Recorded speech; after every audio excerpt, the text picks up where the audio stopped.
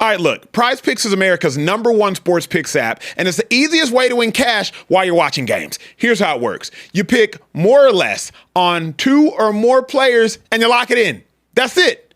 No spreadsheets, no nonsense. If player picks aren't your thing, you can also pick teams now. Winner, spread, total, all in the same app. Team picks are live in 30 states, including California, Texas, my home state, and Florida. Most importantly, new users use code Speakeasy. $5 gets you $50 in lineups for free.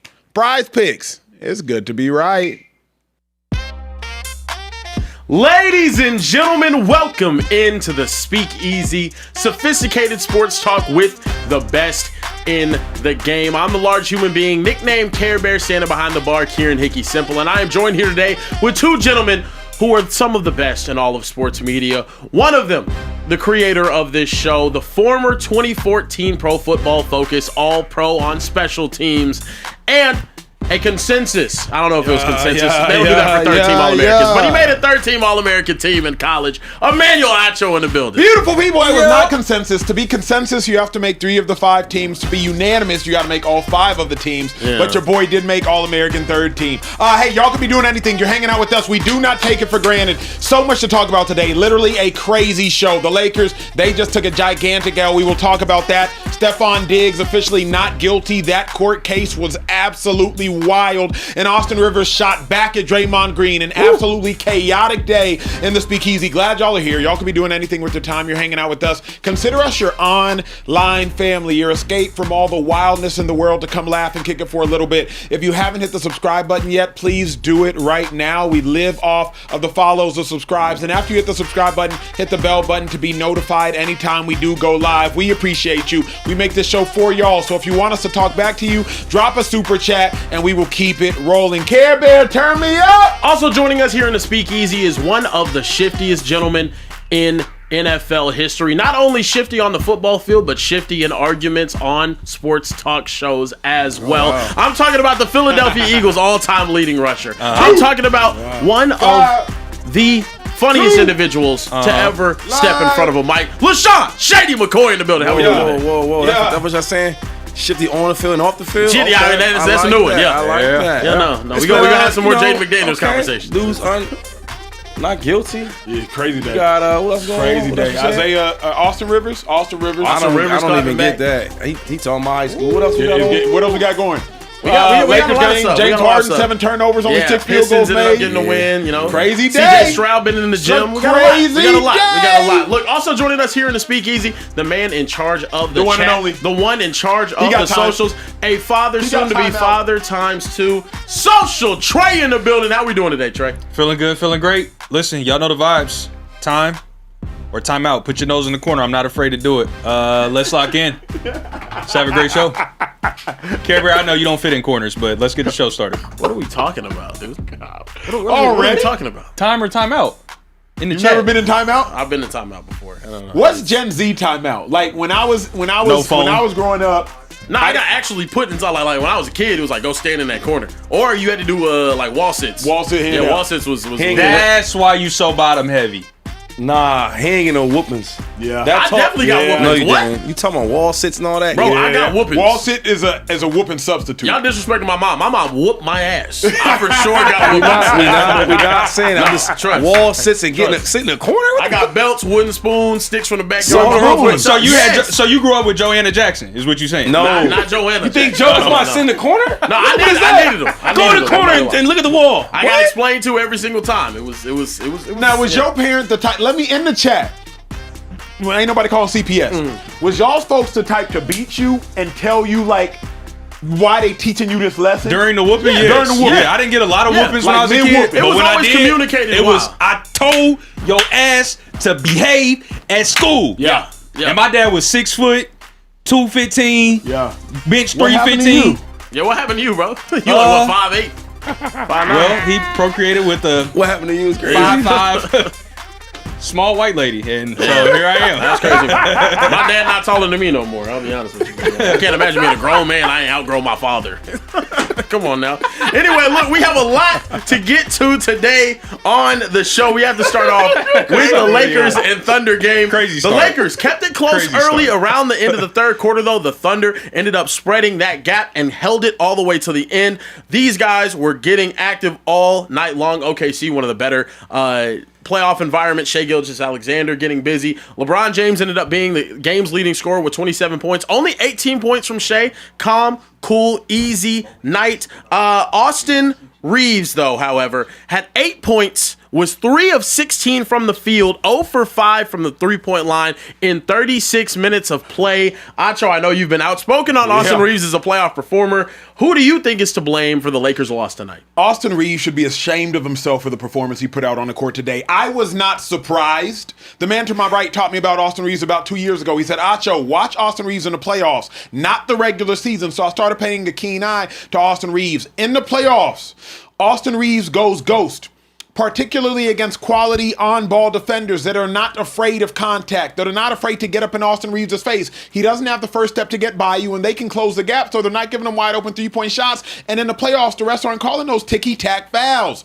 Austin Reeves was abysmal tonight. You cannot win if you're the Lakers with Austin Reeves scoring 8 points. It's just not going to happen, particularly when Luka doesn't play. Remember, when Luka didn't play in the regular season, Austin Reeves was averaging like 28.8 points per game. And today he gave us 8 points, and don't tell me if he's hurt. He's a pro athlete. If you're on the court, you're not hurt. If you're on the field, you're not hurt. We don't make those type of excuses in the pros. You can make them in high school. You can make them in middle school. You can make them in Pee Wee when you're handing out the ribbons. But Austin Reeves, as long as you lace up the sneaks, we expect you to actually have some sort of quality performance. Between Reeves and LaRavia, Lakers were abysmal. Lakers had no shot, bro. No shot. You know, I'll just say this, though. Austin Reeves, I mean, he's fooled me a couple of years. Not no more, though. Yep. I told you that. The reason, if you watch him, the best thing about him is on offense, he can create contact, get to the free throw line. In the playoffs, they're not calling them fake flopping fouls. They can't. So now it becomes turnovers. It becomes a miss. And then OKC, they're not going for that bullcrap. They are playing defense, man to man. They switch well. They get through picks. They play extremely well together. You could tell that this group, they pride themselves on defense. And then you add, they got the MVP. If you watch, the offensive game plan for OKC was let's get Austin Reeves on the mismatch with SGA. Yeah. And when that happened, then the Lakers they started doubling. When you're doubling now, you're leaving guys wide open for threes or alley hoops and et cetera. They played well for the most part, but when you got that type of defense that's pressure all game, bro, that's draining. Yep. And after a while, they start making 8 shots, and now they won with 20-point lead. Correct. What Shady just said, the most important thing Shady said is for the most part. Because that, for the most part, is the difference in a 8-point game and a 20-point game. If you watch no other play throughout the course of the game, listen to what I'm about to paint for the picture for y'all. Score is 91-74 Thunder. Lakers are trying to fight back. Marcus Smart, he drives to the cup. He throws the ball like over his shoulder trying to find DeAndre Ayton in the paint. It's an errant pass. Isaiah Hartenstein, he takes it. He kicks it up the court. Marcus Smart, for a moment, it wasn't long, y'all. It was about 1.5 seconds. He exhaled and hung his head in frustration. That 1.5 seconds was all it took for the Thunder to have a 4-on-2. They kick it to the corner, kick it from the corner back to the wing, and it was McCain hits a three, a tray ball, scores 71-94 blouses. The Lakers never even scored 94 points through the rest of the game. It was that one moment, Kieran, as I'm watching, and Marcus Smart and DeAndre Ayton, they collectively... They exhale. They feel sorry for themselves. And the one thing you can't do in sports is feel sorry for yourself. Because other teams, you might be able to get away with it. You might be able to hang your head. You might be able to have that little moment of frustration. But the moment you check out mentally against the Thunder, they are running, they are pushing, they are scoring, and before you know it, they make that 1.5 second exhalation mentally, it turns into 3 points. Yeah, no, I mean, this feels like that dude at the combine that goes and measures horribly, right? Too small, weak, frail build, short arms, small hands, just can't play. Not athletic enough, not fast, not twitchy. That's what the Lakers look like against the Thunder right now. Yep. And honestly, you saw it show up tonight. No way a 41-year-old LeBron James. And I know it's common for us to say this because LeBron is 41 years old. Why on earth is LeBron James at 41 years old the best player on the basketball court for the Los Angeles Lakers in Big 2026?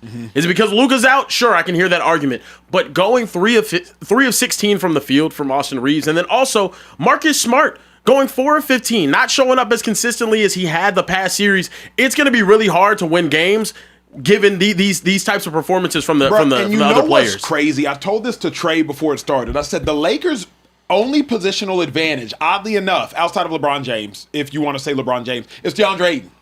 And DeAndre Ayton in the first half, DeAndre Ayton in the first half, he was solid. Now he got in foul trouble. Yeah, he got foul. Yeah, that was the problem. Like, what he about got dropping the ball and all that? But the kicker for me though, if DeAndre Ayton is giving you 10 and 10 at halftime, essentially gave you 10 and 10 at halftime, I'm like, okay, he's winning his matchup. DeAndre Ayton, Hartenstein winning his matchup. Lakers have nobody to check Chet.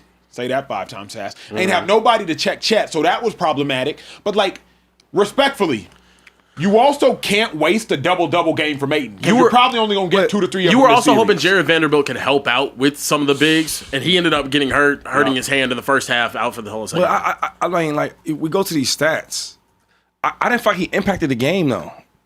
You did? I think he owned the glass. First half, LeBron and Rui did nothing on the boards. Yeah. They literally had 0 each. Like, at least he owned the glass. Okay, you 7 foot. You should get some rebounds. What I'm saying is impact the game. Make some impactful plays. You talking about rebounds? You're 7 foot. You should rebound the ball, bro. You should. I mean, I'm not trying to be that guy. And what I'm saying is there's certain stats that we can look at like, wow, this guy had a double-double. But there's other stats where maybe a guy don't have double-double. Like Draymond Green, we talk about him all the time. He impacts the game, though. Does that make sense? When I watch DeAndre Ayton, he don't impact the game. So I don't care what his stats are. The hard part for me is he gave them second chance opportunities tonight. I'm not looking at this game a little bit better on the boards than I'm not blaming Ayton. I'm not blaming LeBron. I'm not blaming him. All I'm saying is that, bro, they brought you here for a reason. And then you go in a meeting and you talk about, I don't want to be used like a second-tier big man. Show me something. Luka's not here, bro. Step up. Make some plays.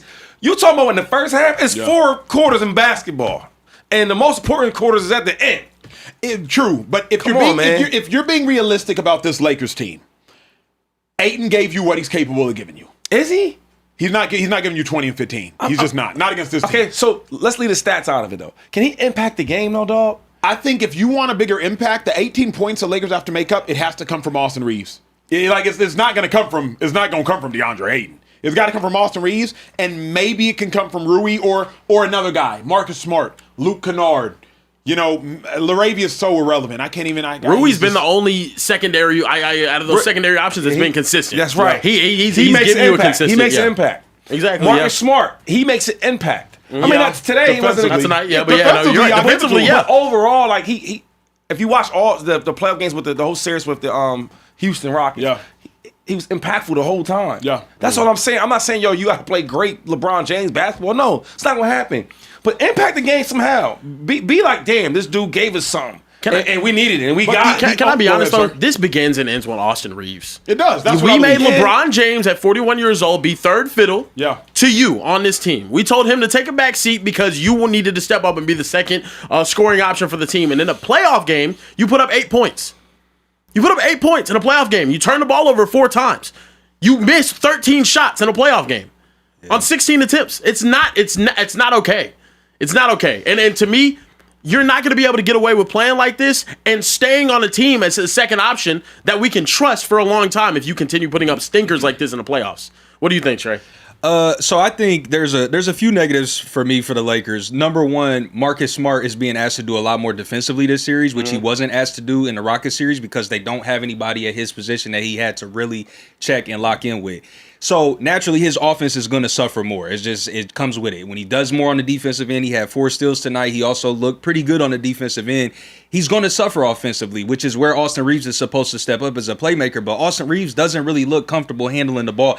Let me not say handling the ball. He's a good ball handler, but he doesn't facilitate the offense well. And LeBron has shown that he wants to post up this series, so it doesn't look good from that perspective. Also, Luke Kennard just can't have this many minutes in the series. Him and Austin Reeves are just bad on the floor. This is 4 games in a row now for Luke Kennard. He can't get 35-plus minutes and give you whatever, 4 or 5, 8 points that he gave, as much of a defensive liability as he is. And then lastly, we got to give some credit to Chet Holmgren. Yeah. Shady, you sat up here a few weeks ago and you was like, Chet ain't this, Chet ain't that. Chet had a big game one. I think he's going to be huge in this series.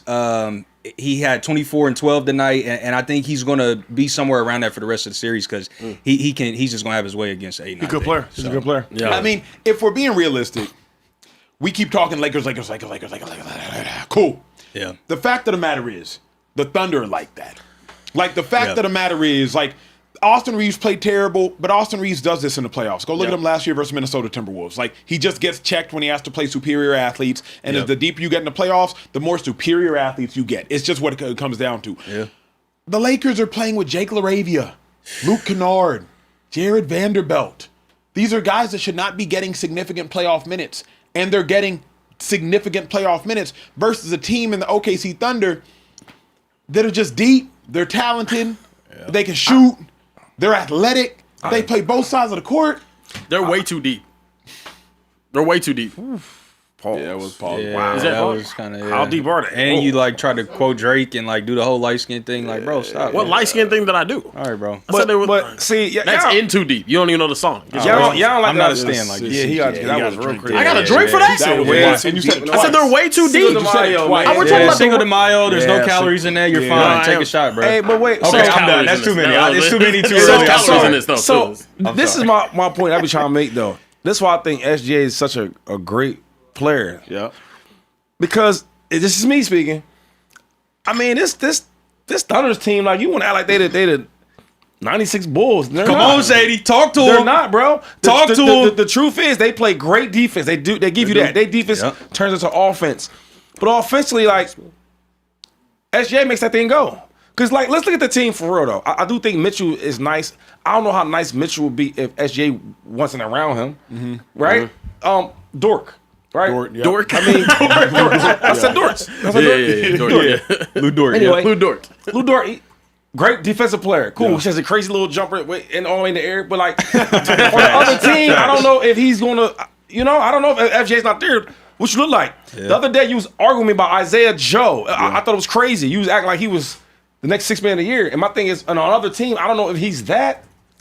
Right? So when you keep going down the list, even Czech, I think Czech is a good player. Y'all misconstrued what I said. What I'm saying is Czech is nice. He's a good player. Yeah. I don't know if him on the other team, he's going to be this. He's going to be averaging 25 a game. I don't know that. So what I'm saying is, we got to give way more credit to SGA because with him, it makes the whole thing go so much smoother. Nah, and his easier. gravity is insane. It's incredible. Come on, bro. I won't. You can't undermine SGA. You can't. But I will say 2-5. Today is not the day to use SGA as the reason why the Thunder won. Why not, Because though? SGA did not play well at all. He has turnovers, but yo, the wouldn't whole game plan, I don't know if you watched or not, but you did.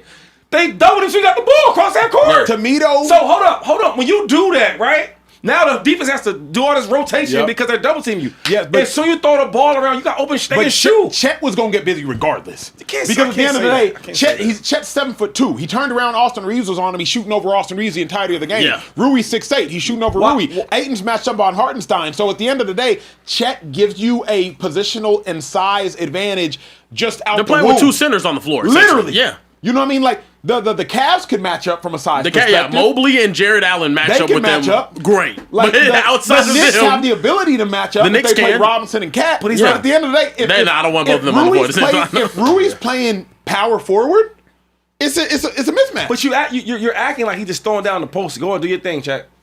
No, but he's getting That's into not the the box. game. But I'm telling you, the game plan is we got to get the ball out of SJ's hands. That's the game plan.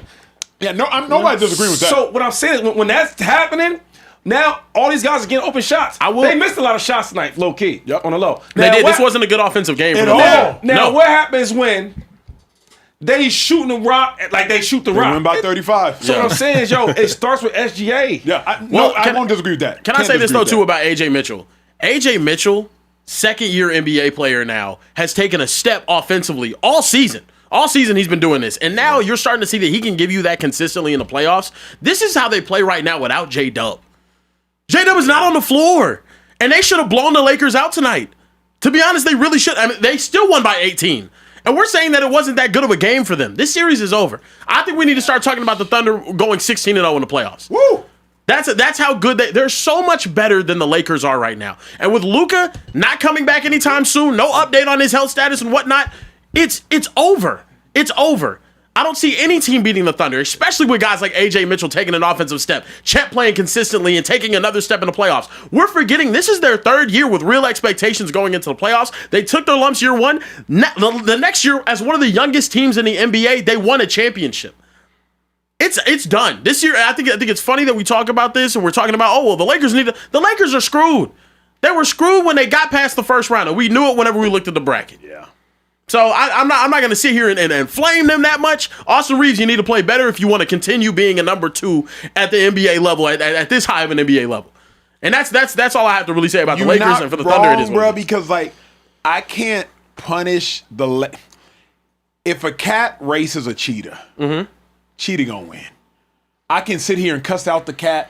I can tell the cat it should have had a better start. Yeah. It should have had a faster reaction time. It shouldn't have been so distracted by the. If a cat races a cheetah, cheetah gonna win. If a house cat, that is. The Lakers are a house cat. They're a house cat, bro. They a little kitten. They purring. Like the What's the most Thunder or big dog? What's the most famous cat ever? Lion. Simba. Simba. Simba. Yeah. Simba's SGA. So everything's easier. You know what I mean? like we want to get OKC Right now he's saying, all this credit, right? And I think and I get it, but we need to focus on him more. I think when we talk about we blow these other players up, I don't like that. Shady, I think we're going to start that conversation after this playoff run. Yeah. If the Thunder are capable of going out there and getting the championship this year, SGA will submit himself and, okay, now we start talking about him amongst the greats. He's about, if he does win a championship this year and the MVP, which he's favored to win the MVP right now heavily, right? He would be the 6th player in NBA history to win back-to-back MVPs in the regular season and back-to-back championships. Bro, Only Kareem Abdul-Jabbar, Yep. Bill Russell, Yep. Wilt Chamberlain, LeBron James. Yep. Michael Jordan make it? And Michael Jordan. Those are the 5. Those are the Yeah. 5 that have done it. Now you're adding Shai Gilgeous-Alexander into that company. So he would be the 6th. He would be the 6th. okay. Yep. He's gonna get crazy. It's the he gonna SGA do it. conversations. I hope I he said does this it, before though. the playoffs, though. The And he SGA deserves it. conversations are going to start getting mad uncomfortable if they keep doing what they're doing right now. Because know this we- team is better than what they showed tonight. We got crazy super chats. We do. know we make this show for y'all. Y'all Facts. super chat. We talk to you in priority. Obviously, we got to go by dollar amount for the sake of time. Trey, what's up with it? Listen, Trav 2 Real jumped in the super chat with a $50 join and said, Hey, "Yo, bro. word is bond. I ain't worried about from New being York. He in from the New York. Yeah, facts. Word is bond. Word is Yo, bond. Word to my is- mother, God. I ain't worried about being in the starting 5, but I damn sure am on the team. Just call me Kawhi. I might not show up every night, but when I do, I drop 50. Ooh, I like that. facts. Okay. If and when AJ gets traded to New England, do you think the Pats win the AFC or even the Super Bowl? Yes, I do. You went there with who? We went there with them, a couple of cool dudes, like who they have on offense? Steffon Diggs. Diggs. They didn't even use Steffon Diggs the right way. Yeah. Bro, who they have? Couple running backs? My committee? Get back, get in there. Get in the game. You know what I'm saying? Bro, AJ Brown over there? Oh. Yeah, it's gonna get And if you're a ugly, young man. quarterback, you got to depend on that. Thank you, God. Yeah. They going to be dangerous. right. That's God facts. bless. Javante Crawford says, shout out to my guys. I've been sick the past week dealing with migraines. Malaria? Nope, not malaria, Shady. That's not a thing here. Appreciate the draft pick. I have to know, though, my Steelers, who do you put out there first, Drew or Will at QB? Also, Shady, did you hear Andy Reid compared the new running back to yourself? I ain't gonna lie, man. That little more better be nice. You know what I'm saying? Like, whoa. Who we compare you to? Who was it? If Andy said it though, he might have. You know what I mean? God might have blessed him with something. I'm like, He from. It's not Mercado. Who is it? Emmett Emmett Johnson? Johnson. Emmett Johnson. Yes, I'm not familiar with this game. Yeah, he not bad though. But I gotta watch him. Yeah. Everybody's good in college. I mean, everybody's like really, really good in college. Yeah. Fair. I would say That's this, why though. I ain't play. That's why I ain't choose to like play in college because like Why everybody's you choose to good, play in high so- school? No, real quick. I will say this though about these running backs. The only guy I've seen that run like me a little bit is the cat from Tampa Bay, Bucky Irvin. Bucky Irvin, bro. Yeah. Listen, keeping it moving. I am Cold Dog. Also sent a $50 super chat, and I owe him an apology. I'm gonna get to it. He said Sunday night. Trey said I'm the incarcerated guy that harasses Kieran. Wrong. I'm an old head, software engineer who grew up in the projects of the 412. However, shout out to the incarcerated. Pittsburgh. Shout out to the incarcerated homies that do give Kieran a hard time. What? Pause. Nah, bro. I mean, on, bro. What yo, are you doing, fans bro? are fans. Fact. That's facts. That's facts. Keep it going, G. Okay, bet. Ain't no Listen. grown man giving me a hard time, bro. Yeah, we saw the pictures. Central Cast had the secret files. We saw it. Danelle440 said, did Shady apologize to Jay McDaniels yet?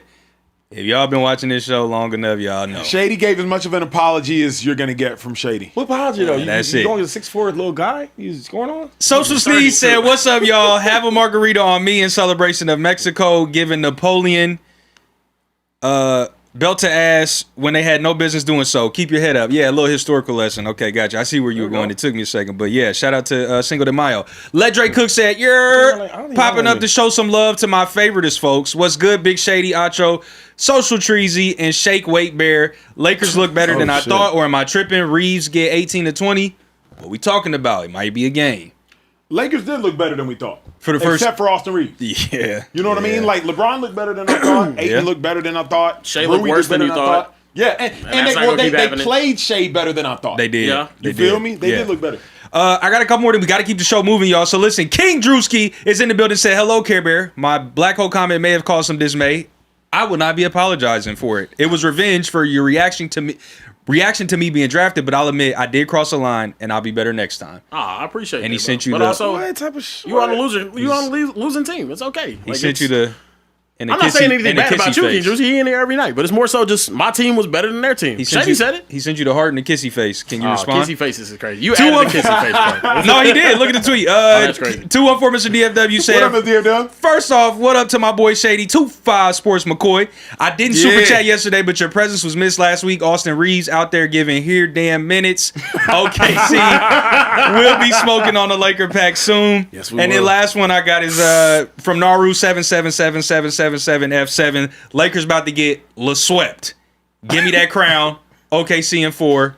First and last time super chat. I feel bad with I'm LeBron, out. though. Wait, first and last time super chat is crazy. Just came in here to hate on LeBron and the Lakers, and He just get wanted up to out hate of on here. LeBron. That's crazy. I respect that, though. Using a one only super chat to hate on Hey, LeBron. he objective. Yeah. Hey, hold on. Speaking of super chats, We have to address something. Stop what you're doing right now in the chat. We have to address What do something. we have to address? If you're watching on your phone, if you're watching on TV, you driving? we have to address If you drive. something. pull over. We don't play in a speakeasy. We don't. No. And y'all think we do. Yeah, y'all think it's sweet. Shady, they think it's a game. Think it's sweet. You know what I'm saying? They think it's we we kiki, we coming to work every day. They think it's a game. We caught one of our regulars. Oh no. One of Oh, our no, regulars I know who it is. cheating on us. We was out at the club, Shady. They was out at the club. We caught them ha-haing and kikiing with another show. Rome, run the tape!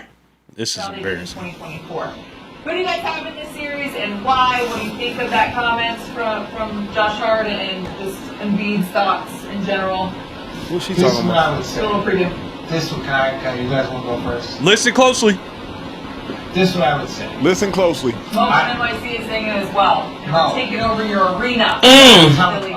They did the exact same Mo, Mo, He Nightcat NYC. and World tripping. Chat. Y'all got y'all came in your draft? Mo NYC, Shady. One of Mo our most NYC. loyal viewers. And who drafted him? One of our most drafted loyal him. watchers, 2-5, was out here just in other people's chats, just, Getting shout outs and stuff.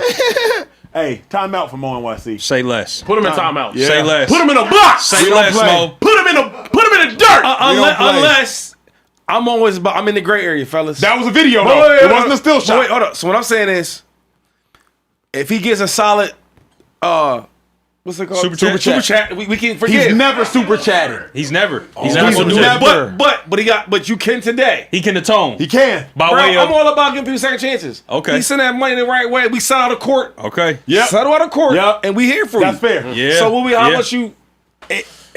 For Mo, it got to be at least a dub, bro. Dub? We need at least a dub. Nah. Kick his ass out for that dub. Oh damn, he getting carried out the club. Hey, His ass up Get out thrown of out here. like Jazz. you heard him. You heard him. Mo, you in timeout. 60 we don't seconds. cheat Nose in on the the corner. show. I don't cheat. It was crazy. Karen never ever cheated. Don't cheat. Trey don't cheat either. He married. So he cheated before? No, I Shady, never I thought we cheated. could trust you though. Karen never cheated. No, I'm getting everybody. Shady, I thought we could trust you though, bro. Wait, Wait, you giving us conflicting information. you led with. I say I don't cheat. What do you mean? You said Yeah, you can we only don't trust cheat. somebody. Yeah. You love what you don't cheat. You led with you don't cheat, Oh, though. I see. I'm He supposed said to trust you, though. present tense. I don't cheat. Yes. Not I haven't cheated. before. Okay, I got your back. I've been cheating. I got your back. I've been cheating. I've been like 3 years old, man. Yeah, cheating okay. on tests, cheating on all type of stuff, wow. man. Yeah. Nothing wrong with that. Kieran, keep it G. Look, man, we got to keep it pushing. The Detroit Pistons won game 1 against the Cleveland Cavaliers and checked a few boxes tonight. They snapped their 12-game playoff losing streak versus the Cavaliers, dating all the way back to when LeBron first went to the finals. They won their first game 1 in the playoffs since 2008, if you could believe that. James Harden, on the other side, though, had a rough night in the playoffs yet again. 7 turnovers in this game. We have some video of some of the play that he was exhibiting out there. I'll let you guys take a look. Just losing the basketball. They dropped this game on the road, 111 to 101. I mean, this is an ass reel. I'm not going. Yeah, Cade Cunningham also playing phenomenal defense. Fellas, do you blame James Harden for the game 1 loss for the Cleveland Cavaliers? Absolutely. With all due respect, Spidey Mitchell, as great as he is, and he averages the second most points in game 1s in the history of the National Basketball Association, James Harden's a former league MVP. James Harden's the individual that at least has been to a Western Conference Finals. Spidey Mitchell's never gotten past the second round in his life. So if you're looking at this Cavs team and you're asking yourself, who is going to lead us there? Who is going to be responsible for us getting past this step? Who's going to take us further than we got last year? It has to be James Harden. So James Harden, you don't have the luxury of going into a game and having more turnovers than you have made field goals. You don't have that luxury. James Harden has to play without blemish. He has to play without flaw. James Harden can't be the reason this team loses because, with all due respect, Cade didn't have an overwhelmingly dominant game. Cade didn't have one of those 30, 12, and 5 games. He played solid, but if James Harden would have contributed and wouldn't have turned the ball over, Cavs could get away with winning this game. Also, Jared Allen, you can't be a punk. I mean, Jared Allen just got completely manhandled. It was either weight room or training room, and he didn't go to the weight room, so Jalen Duren sent him to the training room. So, to me, though, as I look at James Harden, he has to do more. He has to contribute more, because if not, this series is going to end real quick. You know I'm bad. One of my favorite Michael Jackson drinks. I mean, like, everybody's all down about this. Like, what, are you surprised? What are we saying something we haven't seen in the last, 10, 12 years? Yeah. I think James Harden is a phenomenal talent, one of the best that ever do it. But the playoffs is a different story, right? I'm not surprised he went 1 for 7 from 3. I'm not surprised. I thought that he would be a great addition to this team. You talk about his ability to shoot the 3 ball, running the pick and rolls, assist on alley hoops, all them type of things. But this is James Harden. I mean, a lot of turnovers today. Like he didn't really care today, the way he played. So I'm not really surprised. I do think that I thought that the Cavs can beat the Pistons. I'm not a big believer in the Pistons, even though they're number 1 seed. I'm just blown away that you guys are so surprised by James Harden's performance. I mean, this has been his thing for the last couple years. I still think the Cavs can beat the Pistons. They can. But it's going to take a couple things. Number 1, it's going to take a formidable big. Because Jalen Duren literally looked at them like barbecue chicken. And mind you, Jalen Duren was ghost for the first 6 games of the series last series against the Magic. And in this game, he actually looked like Shaquille O'Neal in his prime for a quarter and a half there. He was literally looking at Jared Allen like, you're too small. So they're going to have an answer for Jalen Duren. You can't let him all of a sudden be a problem when he literally went Casper last series. That's number 1. Number 2, you got to shoot the ball better. Like, if you're the Cavs, you got to shoot the ball better. James Harden, I think, went 6 for 15, and then Spidey went maybe 8 for 19? He went 9 for 19. They combined went 5 for 17 from the 3. Yeah. And I think that had a big part. You know what the hard part is, though? This is why the basketball numbers are what they are. I know Karen thinks it's more of, like, trying to find basketball with all the different apps and streams. But, like, in the playoffs, it's real basketball. It's real plays being called. The refs ain't calling them tic-tac, flopping fouls. You know what I'm saying? Ain't none of that. And now, in the regular season, they don't call anything. So now we get to the playoffs, like the James Harden stuff that he used to do, they're not going for it. All the fake fouls and all that, out of bounds, man. Come on, man.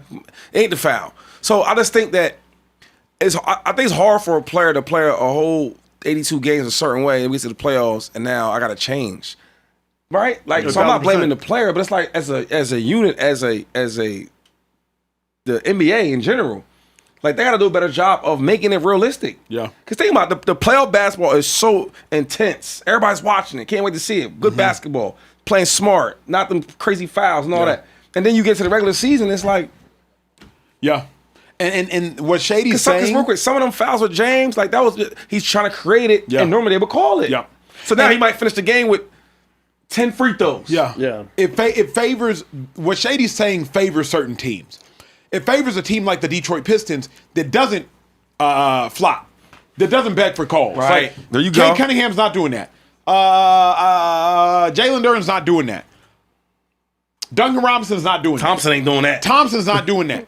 Tobias Harris not doing They that. tough. Yeah, you know what they just play a tough, Yep. gritty, physical brand of basketball that translates from the regular season to the play-in to the postseason. Regardless of when you play it, their game doesn't change. Meanwhile, a team like the Cavs and James Harden, he's spending time trying to adjust. Like, okay, I'm not going to get these calls. I'm not going to get these ticky-tack fouls. Even Spidey Mitchell, okay, we're not going to get these calls.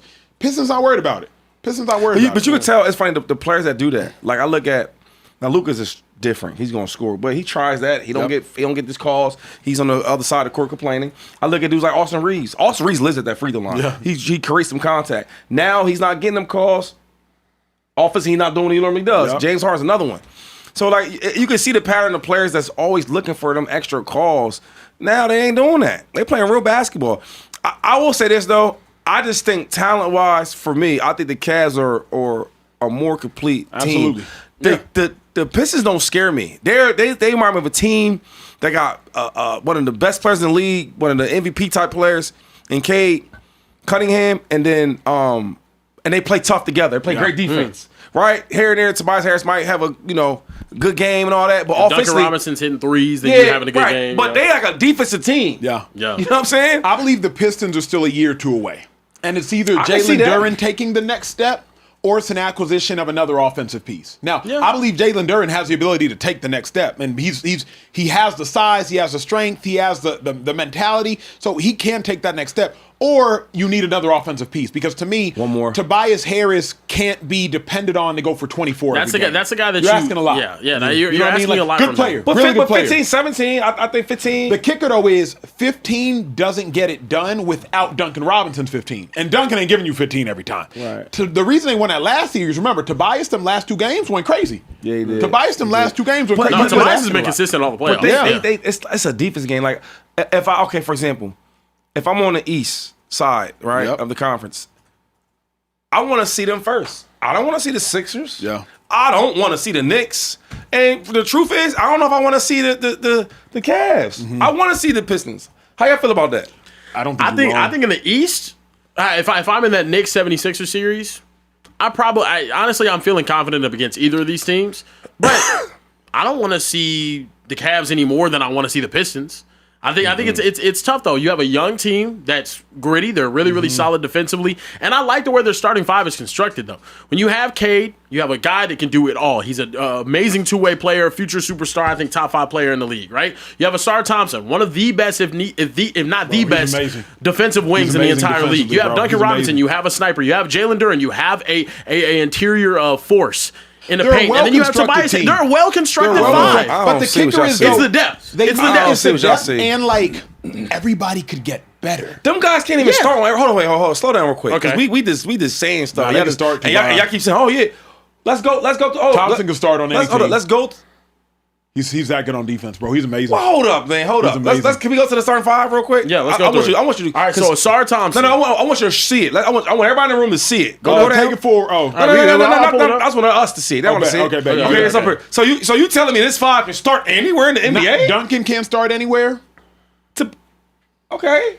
On certain teams, Tobias Harris is a 6-man, which is Okay. crazy because he's really solid. But the kicker is Jalen Duren starting on most On teams. most Cade teams. Cunningham is starting on most teams. And That's- Asar Cade Cunningham's Thompson is starting for on- what he does defensively. If Casey Wallace is starting on the Thunder last year, But I'm saying Asar Thompson's going to Asar start. Thompson starting on probably 2018. He's a defensive anomaly. I mean, Yeah. But also, Shady, because you talked about how strong the Thunder are, right? Mm-hmm. Those guys don't start on a lot of other teams. Like you said, SGA is the motor. He gets them going. He makes them look better. He is the right. I'm with that. So the Thunder don't have a lot of guys that start on just any other team in the NBA, but they're really good because they're a solid team of Because they're with SGA for Right. sure. And so Cade Right. is the SGA for the Pistons. He's the motor. And he's a strong motor. Now he's not as good as they SGA just don't. I mean, yet, but they just to me when I watch them play all season, right? Even before K got injured, when I watch them, I'm like, damn, they're doing really well. But like they just don't scare me. Yeah. Like if I'm a coach, I'm okay playing them. I am. Yeah. I don't want to play Embiid. I don't want to play the Sixers. They got too much. Anybody get hot, and then it's hard to stop all them dudes. The Knicks. I don't want to see the Knicks. Knicks are scary. Like, you know what I mean? I don't want to see them. let's I don't think we do want to this- see the Knicks for a multitude of I reasons. want to Hold on. see the Pistons. let's though. do this. Veterans that Hold have on, experience in Kieran. the Let's playoffs. do this real quick for the sake of time. Asar Thompson or Lou Dort? I'm going Thompson. Okay. Duncan Robinson or Isaiah Harden? Oh, wait, hold on. I don't know. See, I'm going Thompson too. It's close, but close, 'cause it is close. I ain't saying it's just a landslide, but it's I'm close. going It's Thompson. like it's right there. It's yeah, close, It's like but- a wash though, low key though. I could- Great deep because Lucas says the best defender I ever played against, He said that. and he shoots a three solid, and he plays defense. Thompson, but Thompson today is a better defender. Thompson is. Thompson's I can't- unbelievable. I They're can't- both I great can't- defenders. I can't do that, Lou, bro. Lou Dort does have the edge And he been doing it offensively. for the last Lou 3 Dort- years. Lou Dort has And the that- last years he been doing it. He's Yeah. All right, Lou sorry. Dort the last 5 years. I give you that. Okay. Hell yeah. All right, Yeah. okay. Body of work. Lou So Dort can we easily. watch? Can we But watch Asar's them together? amazing. Yeah. Can we? I'm not mad at a watch tape. I'm not mad at the watch, I'm but not- I'm yeah, taking I'm I'm Asar. not mad. Leave it there. I would take Asar, but yeah, I'm You not can mad watch at it. a watch. Yeah. Duran or Isaiah Hartenstein? Duran. Of course. Tobias Harris or Chet? Chet. Great. Obviously, Duncan Robinson or J-Dub. I mean, J-Dub. Yeah. J-Dub. He's And then Cade or SGA. SGA. SGA. So if you You got two guys that can start on the Who's you best team in the match? league. Who's you match with J Dub? I said Duncan. Did I miss Okay, one? hold on. Say Take him out. AJ Mitchell. Take him out and then put Yeah, Mitchell there. because Yeah. You see what I'm saying? Like, the Pistons. Like, I'm cool playing. I'm cool It's- playing y'all. to me- to crazy me, it's enough, the depth, though. the starting lineup. Their starting five is two nice. two for the Pistons, 3 for the Thunder. Why are we saying the Thunder though? I'm lost Because we took the best. I told. Just the best Well, team see, in the I league. told y'all because y'all loved and all that. I was saying like I don't think that roster's crazy like that. who's the Thunders? Yes, I'm Shady. I'm with you on that. SGA makes them dudes go. Now I'm let's with go you to on the that. East though. Can we go to the East? Oh, we don't want to do You that. can go to the East. What Let's team go you to want? Knicks. Let's go to Knicks. Let's go to the Knicks. And y'all go first. I take Cade over Jalen Brunson, and then after that, That's a wash. That's it's a not. wash. Cade is a much better defender. No. When? Cade is. Yo, Cade is an yo. elite defender. Yes. See, this one, hold on, real quick though. Like, Cade's a better player overall. We've He is. I seen can't say that though. Brunson been doing his. What you mean? Since he's landed in New York, he's always been doing his thing. Nah, he's And his great. and his team wins. Last year, his coach got fired, and they went to East Conference Finals. did. Right? Yes. They did. So like, we gonna skip over that because Caitlin's looks better. I'm not skipping That over shit that. matters. I think I his keep telling situation y'all, is we far argue this all better. the time, bro. Y'all love to go to these stats and all Not that stuff. stats, bro. No, Cade is no, good. I'm watching both of them. One of them plays both sides of the floor really well. And And the other And one one doesn't. of them dudes is the leader on this team that took him to the Eastern Conference Finals. Yes. Dog. That don't count. Yes. It does, but Cade does count. Cade's 3 games away from that. Cade is you 3 see- games you away see how with y'all way talk? less. With Time out. way But less. time out.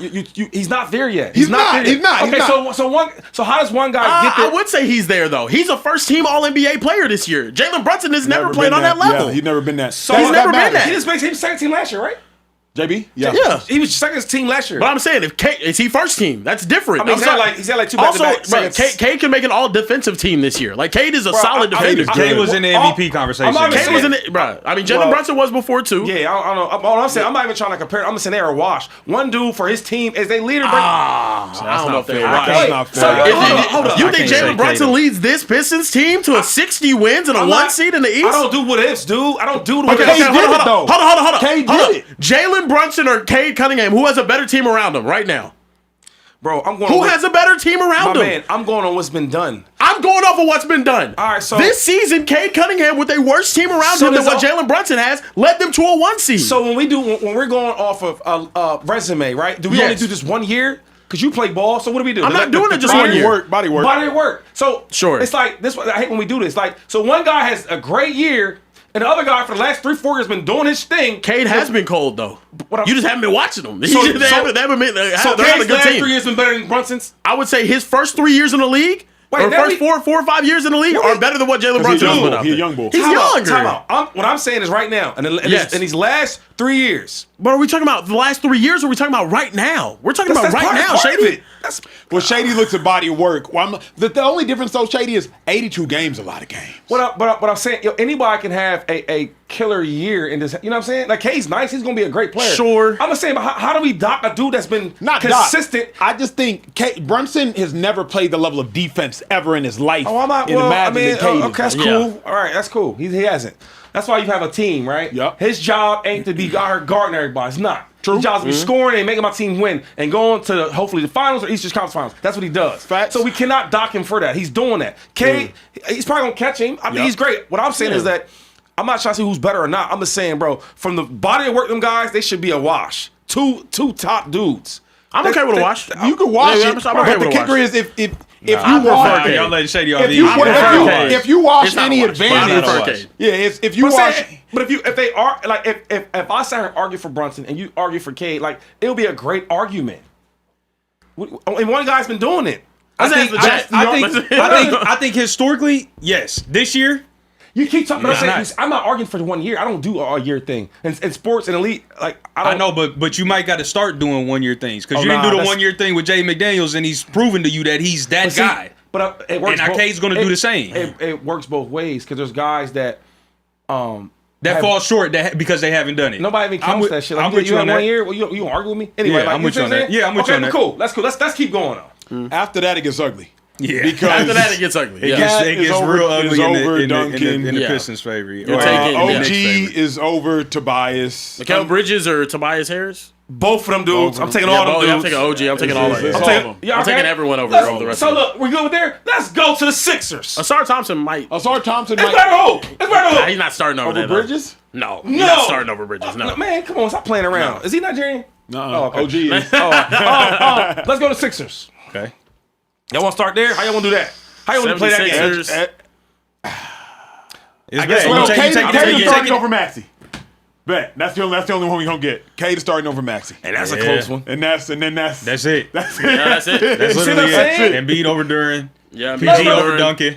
Oubre won't start. Oubre won't start over Tobias. How you just match that up? I think I'm Oubre taking came power off the forwards. bench this last game. No, Oubre started. He started this last game? Oh, okay. I'm taking Oubre power starts? forwards. Yeah, Starts? I'll take Tobias at the 4. I don't over Oubre know. at the 4. I don't know. I know Tobias lower than y'all a little bit. Yeah. Kelly Oubre won't start, and I take Cade over Maxey. Yeah, That's it. that's it. That's That's it. That's it. But again, the league is changing in the sense, and we've seen it with the Thunder. We've seen it with the Celtics. Like Yeah. you They're don't have younger. to have two bona fide guys, three bona fide guys It's to win the this name shit. have a But this is a name value If you have a thing, good though. team no around you. No, if you you have got a that superstar. guy, Yep. Yeah. you got that guy. You need a guy, and then you need pieces around Hey, him. we got a $100 super chat. That's the piece around us right now. That's Can facts. we read it and get to the next topic, please? We can do that. Listen, Love and Lee Pod, also known as I Can Do 413. Yes, sir, yes, Shout sir, out. yes, sir. Said, low key, these Pistons are similar to the Pacers last year. Cade and Hallie are the main player, leading the team with great chemistry and good defensive teams. Shady who? Halliburton. Pistons this year. Pacers last year. Pacers got hot and found themselves and got better each series. Almost won the chip. Can the Pistons do the same? Yes, they can. No, they can't. That's a bad comparison. Man, the Pacers were deep, bro. The top 3 records in the NBA this year, all teams that are young, talented Telling defensively. you, bro. The league is, Yeah, is the moving toward 360 that. win teams, the Spurs, the Thunder, and the Pistons, all kind of built the same in a way. For the sake of time, keep going. Listen, number Danelle one picks. 440 dropped another super chat and said, I thought we were accountable in the Speakeasy. What happened? Shady using that 5'2" speed to run from accountability, shaking my head. Listen, also got another one from 214, Mr. DFW. Says Speakeasy, no worries. 214 Mr. DFW is not for the podcast streets. I'm locked in every real. day Yeah. to on this now. show only. Yeah. As far as James Harden, y'all know he had a bad game because he was out somewhere last night eating lemon pepper wings in the strip club. That's probably true. So Mo NYC just for the streets. Yeah, he's gonna be the first. He's gonna be the first draft pick to be waived. That's crazy. Yeah, Mo, you on a 10-day right now. You better tread lightly, brother. You better tread lightly. Listen, Poe the Show 9043 said, free my guy, Mo NYC. New Yorkers stay solid. So we actually got people super chatting on behalf of Mo Really? to get him out of timeout. You love him or you hate him. but it's Mo NYC either way. Dogs Barker brother said, nah, ain't no wash. Didn't Brunson drop Cade off in the playoffs a year ago? I ain't want to mention it. Cade got to go get active before you start praising him over Brunson. I don't want to mention it. I'm a UC kid. He's that. Come on, man. I watched it. It's a miracle the Pistons made the playoffs last year. Oh, that's see how you said it works? Man, you're not wrong. Yeah, Come on, Elijah Hunter said, I'm getting sick and tired of Austin Reeves looking like Casper in the postseason. Bruh. First time super chatting, by the way. That you know how pissed off you got to make somebody to spend money for the first time? Like, Austin Reeves, you got to do better for your fan base, brother. A couple more. We got to keep moving. Philip Rivers Suppressed said, first time super chat, been subscribed since day one. Don't clown my name too bad or my childhood quarterback. Will the Chargers seriously consider a change at QB if no playoff win this season with McDaniel at OC? No. Herbert's the quarterback for at least the next 3 years. Yeah. Yeah, you know what I mean? Like Herbert will Matt Ryan it. You know what I mean? Like be there for several years. Yeah. He'll probably have one MVP That's a good caliber comparison. season. Yeah. You know what I mean? He'll hover around 9 wins his whole career. He'll shoot up 1 year to probably 13 wins, have an MVP caliber season, whether he wins or doesn't. I don't know that I can say he can make a Super Bowl at this point, but him and Matt Ryan will probably he'll retire top 10 in passing yards and all the things. I like that. Listen, Mosey, the wrestling guy, been showing out lately. Say, yo, back once again. What's up, Speakeasy fam? God is good. What up? All the time. And all the time. God is good. Hey, man. And Carebear, you're very handsome, brother. Oh, shit. Question for y'all. Think the Cowboys will be a problem next year or not? All of. Appreciate the compliment, man. My mom tells me I'm handsome every morning. It's a good time. Every morning? Not every morning. Okay, yeah. I was going to say. When I was a kid, It's getting weird. Come on, Mama Bear. We got to take the bib off and take the silver spoon out of his mouth at some point, Mama I talked to her in Bear. a couple days, actually. Funny enough. But I yeah, called no. my mom today. Wait, man. yeah. So your mom should be like, "I love you. You're so handsome." How's that go every day? Like before I went to school, like, oh, okay, let's go. How you feeling? You look handsome today. Da da da. Go to school. That's nice, man. Okay, when you was young, though. Yeah. Okay, That's bet. good affirmation to give Your your parents child. tell you that every day? Hell no. Your parents tell you every day? Damn, that you look handsome. Not that I look handsome, no. They told me they love me No, yeah, all the time, yeah. But my mom They told me say they they love you all the time? you said what? Your parents say they love you all the time? A lot of time, Your yeah. parents say they love you? Mom. Okay, what about you? Yeah, both of them. My parents didn't. Yeah. That's why you were running like that on the football field. That Yeah, might explain a lot. You might have just opened my eyes or something, Shady. Last one, we got to keep it moving. Trav Too Real said, pause. Trey calling Musical Bear bottom heavy is crazy. Crazy, bro. Shout out to Shady Bro from the hood for real. All them, hold on. Shout out to Shady Bro from the hood. Doesn't mean nothing to real ones. Acho, Thriller being your favorite MJ song is a bad take. Rock with take. You is number one. I'm keep telling y'all, No. Rock with You is that's my here's jam, why- bro. world. Here's why it's not a bad take. Is because it's not just about the song to me. If you're just strictly talking about the musical instrumentation, it wouldn't be Thriller. But if Okay. you're talking about what Thriller did for music, Okay. what Thriller did for music do? videos, it changed the trajectory of You music don't videos. care. You don't go and listen to Thriller though, bro. I watch it. I don't just You listen to don't Thriller. go and watch Thriller Bro, I like swear, that. I watched the whole 12-minute Bro. video like just 2 days ago. Bro. I watched the whole creation of it. You I watched. old. I promise you, like Oh, the making of Thriller is fire. The making of Thriller is nuts, the making bro. of Thriller But is like fire, my thing yeah. is like if I'm in the car and I'm thinking, oh, I want to bump some Michael Jackson, PYT, You Rock My World. If I'm feeling a little slower vibe, Human Nature. But here's why Thriller has to be honestly everybody's favorite Michael song because Thriller was Michael's favorite song. Yeah. Like, yeah, I mean it Thriller, made him like, the most money for sure. He was chasing Thriller for the rest of his life and never caught it. So that's why Thriller to me is like can I ask this a question? Thriller is- I was working out today. Yeah. Can you see my? Oh, you can. I was working out today and I was playing Michael Jackson. Went to Beat see It. a movie. Yep. I just put like this Michael Jackson hits. And, Shuffle, yep. But question though, because you guys are really heavy Michael Jackson fans. I love I'm Mike too. not. I love what he. I'm a big I'm MJ now fan. I am. I'm not I'm that big of an okay. MJ fan. I don't know if I'm that big, like, but I like him. I love I the like guy. Stevie Wonder over him. I like the guy. I like the guy. Yeah. Question: So how long do you listen to Mike? Like, how long do you just? How long do you listen to Michael Jackson? I just hit repeat. I'm a repeat guy. You saying it like in one sitting? I'm just saying, y'all hanging out and y'all like have a Michael Jackson moment like you guys are having. How long do you like put him in your? I can play Beat It for a whole I stair step every day for 20 minutes. I can just play Beat It on repeat. There's no way people listen to Michael Jackson this much. So 20 minutes straight, Straight. Michael Jackson. Yeah, how I long go do 20 you minutes listen to straight. Mike? I ain't gonna lie. I've been running through Mike's catalog for the last 10 days. Yeah. He ain't nothing else been played in my. I'm getting on my wife's nerves. Danielle wow. was tired of hearing the wow, music. that's Like crazy. I'm talking about. I've The been amount of research. starting from being 1972. I'm up to dangerous right now. How long can you listen to Mike? I wouldn't like born in the Mike era or like They not either though. They not I don't born in listen to Mike Michael era. Jackson like that. To be honest with you, if he comes on at a party, it's like, oh, that's dope. But like Michael Jackson isn't. Yeah. Right. I was Yeah. I was I ain't curious. gonna lie Artists I either. rock Recently, with more. Off the Wall been getting the most spins Bruh. for me. You know what's crazy to me though? There isn't timeless music anymore. There's not. And Michael There Jackson, is. There Beat is. It. No, Beat It. definitely No, there no, no, is. no. Name Beat a, It. time, name, a, Bro. name a timeless song in the last 10 years. Name a timeless song in the timeless last song. 3 years. Timeless. I'm Did- talking about. timeless. Hold on. Let me give you an example of timeless. Marvin's Room. Me Drake. and That's longer than 10 years old. my wife and I's wedding song is Pipe down, Drake. is so amazing by Luther Vandross. Great Timeless. song. Timeless, yeah. Luther makes timeless music. Of course. Whitney makes timeless music. Snooze, SZA. Still a play right now. That's it. That's a banger. Folded Kalani. Give it 3 years. It's still Can gonna we be give the banging. Snooze, I So like. baby, come Hold back on. up. Get Rich or Die Trying. That's a classic forever. Come on, bro. What Jeezy's first album? I said 10 years. I said Dreams 10 years. and I said Nightmares, last Meek 10 Mill. years. Still I said going last- crazy. I said Dreams last and 10 Nightmares years. in the 1970s wouldn't have banged. I said like. That's not. I'm not saying they would have banged then. That's what I'm saying, timeless. Oh, that's I'm not my saying- definition. no, I'm timeless. saying, what I'm you saying saying? from the time it's made From to the time like, it's made to Luther was making eternity, music you in can the listen to it. 80s. No. It's the I mean, 20s in a new century when now. I'm saying timeless, I'm saying Beat It was made in the 80s. Correct. And if you hear it right now, you're not like, this sounds outdated. Yes, that's Like, what I'm that's saying. what I mean by Okay, so what I'm timeless. saying Like- is like when 50 Cent dropped Get Rich or Die Trying, that album's gonna play for the next whatever. But could it have played back then? I'm talking timeless. Oh, that's But different than my you definition. can't do that but- though. You gotta go from when it was first Yeah, dropped. I Yeah, do from agree when it with was that. first I dropped. agree with Yeah. that. So when the first Exchange by drop, Bryson that- Tiller's gonna be timeless. Like that song still plays. Nah, bro, you have some Dope by bad Bryson taste. Tiller. As musically inclined as you are, I'm disappointed in this That's take not right bad now. taste. I'm saying you still play that and Yo, it still y'all gets listen to- played. Like y'all it listen to still hip-hop? gets raised. It's all this. I don't know hip hop at all. No, I mean, there's hip hop songs. I said Dreams and Nightmares earlier by Meek Mill. That's still played, bro. Yeah, that's timeless. Bro, Jeezy's first album's crazy. But I said last 10 years. All and ain't heard it a lot of yet. Jay-Z albums, that's timeless. Yeah, that's timeless. Jay-Z's timeless. Yeah, reasonable, Finito reasonable, by reasonable, Chief reasonable Keef doubt is is timeless as Y'all shit. hear me? That's crazy. Finito by Chief Keef is timeless. While at the album. You at a party right now, I big don't- 2026. I don't hate that. I'm I a don't hate that. gorilla in a like coat, finna pull up in the zoo, nigga. Who the fuck you? I don't know, nigga. That's banging. Yeah, That's yeah, a timeless yeah, banger. yeah, You can't it say is. that like You're right. timeless music. It's just Hey, a different I'm era. gonna tell you another one, but again, I said 10 years. This ain't.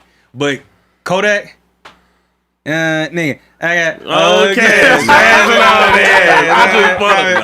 OJ, yeah, so fast. Smoking blunt. Okay. See, here y'all tripping. These aren't timeless. These just penetrated y'all That's soul. timeless. That came out over 10 years ago. That's timeless, bro. Y'all- That bro, Kodak it's Black still is timeless. banging Y'all now. confusing That Kodak things. Black timeless, bro. Y'all thinking Come about on, bro. songs that y'all rock with that y'all gonna rock with till the end of time.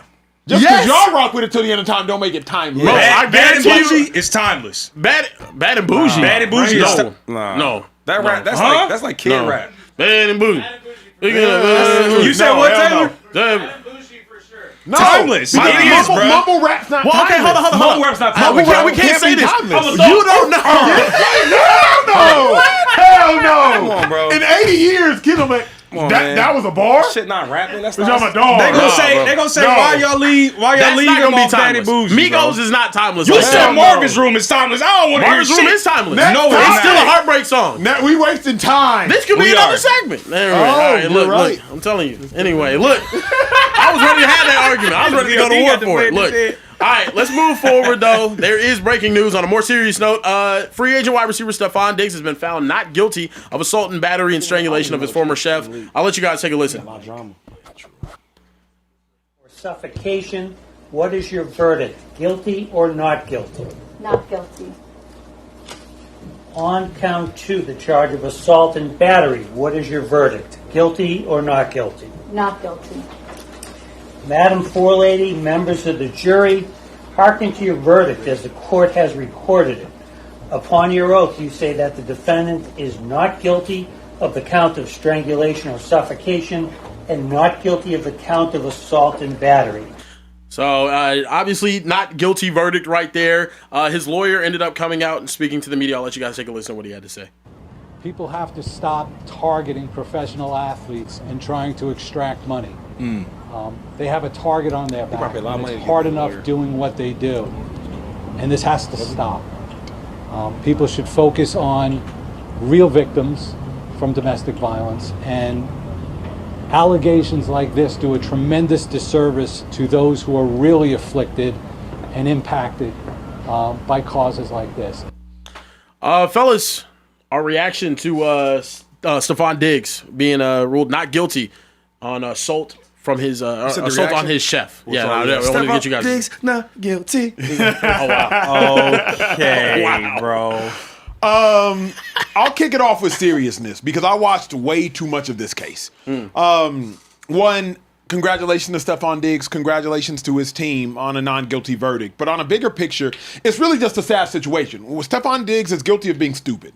That's all he's guilty of, though, today. He's guilty of being stupid. When I think about the prosecution and when I think about the accuser, she ain't prep at all. She ain't watched one episode of Judge Judy, Judge Mathis, Judge Joe Brown, ain't watched one episode of nothing. Like, how you finna take the stand and be emotionally volatile, be incoherent, continue to lean into, I don't understand the question. Several times you get called for objection. Like, was there no preparation, training at all? She quite literally, whether it happened or not, at the end of the day, Steffon Diggs found not guilty. There was no preparation at all from the prosecutor and from the accuser. So I'll say that because that was just absolutely wild just listening to this case. She should be embarrassed. It was embarrassing. It was embarrassing. It was embarrassing. Going to Steffon Diggs. Sad situation. Steffon Diggs put himself in a terrible situation. It was dumb. Congrats on being found not guilty. And simultaneously, I also just feel bad for all parties involved because this was emotionally draining, financially draining, occupationally draining. Like, even when I looked at the woman taking the stand who was accusing Steffon Diggs, coming to tears several times, looking shaken up, looking completely in over her head, eyes way too big, not realizing what she got herself into. Then when Steffon Diggs was found not guilty, the tears that he was moved to. Imagine the toll that this has taken on him. Steffon Diggs, top 10 receiver over the last 5-10 years, and he's an unsigned free agent right now, in large part because of situations like this. So the emotional toll that this has taken on Steffon Diggs. So my overarching emotion is just feeling bad for everybody involved, but also I'm glad Steffon Diggs was found not guilty. It went to court, it went to trial, there was a jury, this was a due process that our government has put in play, and this was the result. Yeah, I hate this whole thing for everybody, all the parties involved. Now, congrats to Steffon Diggs for being found not guilty. I've been lied on before plenty of times, and the hard part about this thing is like, even though he's found not guilty in the public's eyes, like he did some wrong because you're in court for allegedly things that you did. Like there's going to be certain teams that I don't want to get involved with this because he may be a distraction. And it's like he's found not guilty, but they're still going to have something to talk about or something to flag him with where they don't want to sign him. Now, as a player, you try to get the best resume you can get. Right? And when you talk about going to the Hall of Fame or making more money or being just the star you want to be, when things like this happen, people want to judge, right? Now, the owners are the ones that got the money, and they do all type of wrong things, but they are the boss. Mm-hmm. So they don't have to go through this. It don't matter. But for the player, they'll make an example. And I just hate this for his career because he's a really good player. I know a lot of players that play with him, they say he's a really good teammate. And this is going to be another thing that they add to his list where, why we won't sign him. Right. And then to the young lady, I don't know what's true or false because people can say guilty or not guilty. I don't mean that's not the truth. Right. Mm-hmm. You got lawyers and lawyers obviously are way better than hers. But I would just say for her is like, I don't know if she has children, but this is all embarrassing. Right. You saying he did this, he did that. And then at the end of the day, they say not guilty. Like, so did she lie? Didn't she lie? So many different questions. I just hate this because, and it's two black people that like it make us look a certain way. So I just hate it for all parties, you know what I mean? And then the last thing for women, because, right, and I just got to be honest because I've been in these situations, like these players go through a lot to get where they're at. And I know you see all the money he's making, but like he had to go through a lot to get there. And when I think it's an easy layup and you could just sue somebody because you feel a certain way, that don't make it right. That don't. So to people out there trying to get money from players, like, bro, work hard or he had to work hard. Yeah, he didn't become this one of the best receivers in football just because, right? He had to go to college and go through this, go through that, go to different teams, getting traded, getting injured, tearing ACLs, then have to rehab to get better, and then now when he gets to a level, now we coming for him. Like it's so many cases where we find people of being guilty for trying to extort people, and nothing happens to them. Yeah. I know so many cases where I've talked to different players in schools about how a guy can get in trouble for something more serious like rape, and then he go to jail and they find out 10 years later that he didn't even do it. Now his whole career's gone. So for all parties, man, like, let's just try to be better people, you know, and make better decisions. I feel bad for her and for him, you know, so. That was incredibly well said. The hard part, Shady, I'm wrestling with is the aspect of, like, you can be found not guilty, and because he was found not guilty, people are going to assume he didn't do it. We don't know. We know he was found not guilty, and that's all. I think there's some people that say, "Oh, anytime you're in the light for something negative, off the rip, guilty or not guilty, bro, they're gonna look at you like, oh, he had something. He was doing something. Yeah." You know what I mean? Yeah. That's how the GMs and that's how the owners are going to talk about it. It's tough because, like, we'll never know the truth. We weren't there. We weren't in the room. But at the end of the day, she was wildly ill-prepared. Kieran, I know you got some content. Y'all gotta grow up, man. Y'all gotta grow up. I'm trying to find a video currently of one of the clips from the courtroom. Unfortunately, I could not find one that did not include her rear end. But I'll let you guys take a listen at this. Her derriere, you 3 just weeks had ago, to. your lawyer demanded $5.5 million from Mr. Diggs, didn't he? Mr. Diggs offered me $100,000 to recant my statement. That is a yes. That is the You're- only. Maybe we heard She lost it right there and everywhere else. Your last part of the witness's answer. Run it back. Yeah, Because like they asked her a question, 3 weeks avoids ago, the your lawyer question. demanded $5.5 million from Mr. Diggs, didn't he? It's a yes or no question. Mr. Diggs offered me $100,000 to recant my This is what statement. she said after. That is the You're- only. Maybe we heard the sidebar, please. Yeah, no, the She judge said, ended she's up like, having I'm to tired step of this. in You're not gonna- multiple times. You don't have the luxury of being tired of this. You don't. That's the piece y'all didn't catch. Right at the suing end. somebody. She was like, I'm tired of this. You're not gonna do this to me. You don't have the luxury of being tired of this. You finna sit up there on that witness stand for as long as they want to cross-examine you. Yep. And they was just having a field day. Yeah. For 2 days at cross. Yep. Like it. And another thing is, like, even though he gets off and looks great, but like, yo, he got children, he got family, he got a mom. Like, you don't want to go through all this type of stuff. And then he won the case, but bro, he probably paid a lot of money. She probably didn't spend no money on her lawyer. You get it? Obviously, but for him, it's like, it looks like a great thing he won, but bro, he went through a lot from this. You don't know the trauma he been through from this. So I just hate when things like this happen because we look at him being found not guilty, but shit, it's a lot that probably went on. The part that hit me, and I sent it to the group chat, sent it to Trey Kieran 25, is like, after he gets found not guilty, and Steffon Diggs is an emotional man, He's but like an emotional dude. But to see a grown man cry is always something. And he cries a lot though. He do, but like he just had that one thug tear because he wasn't smiling, he wasn't hugging nobody. It was just that one, like, and I was like, dang, bro, like. He been through. You can pick it up from probably here. His mom. That's his mom in the courthouse. Your mom in there and all Madam Poor that. Lady? Yes. So say all members of the jury. Yes.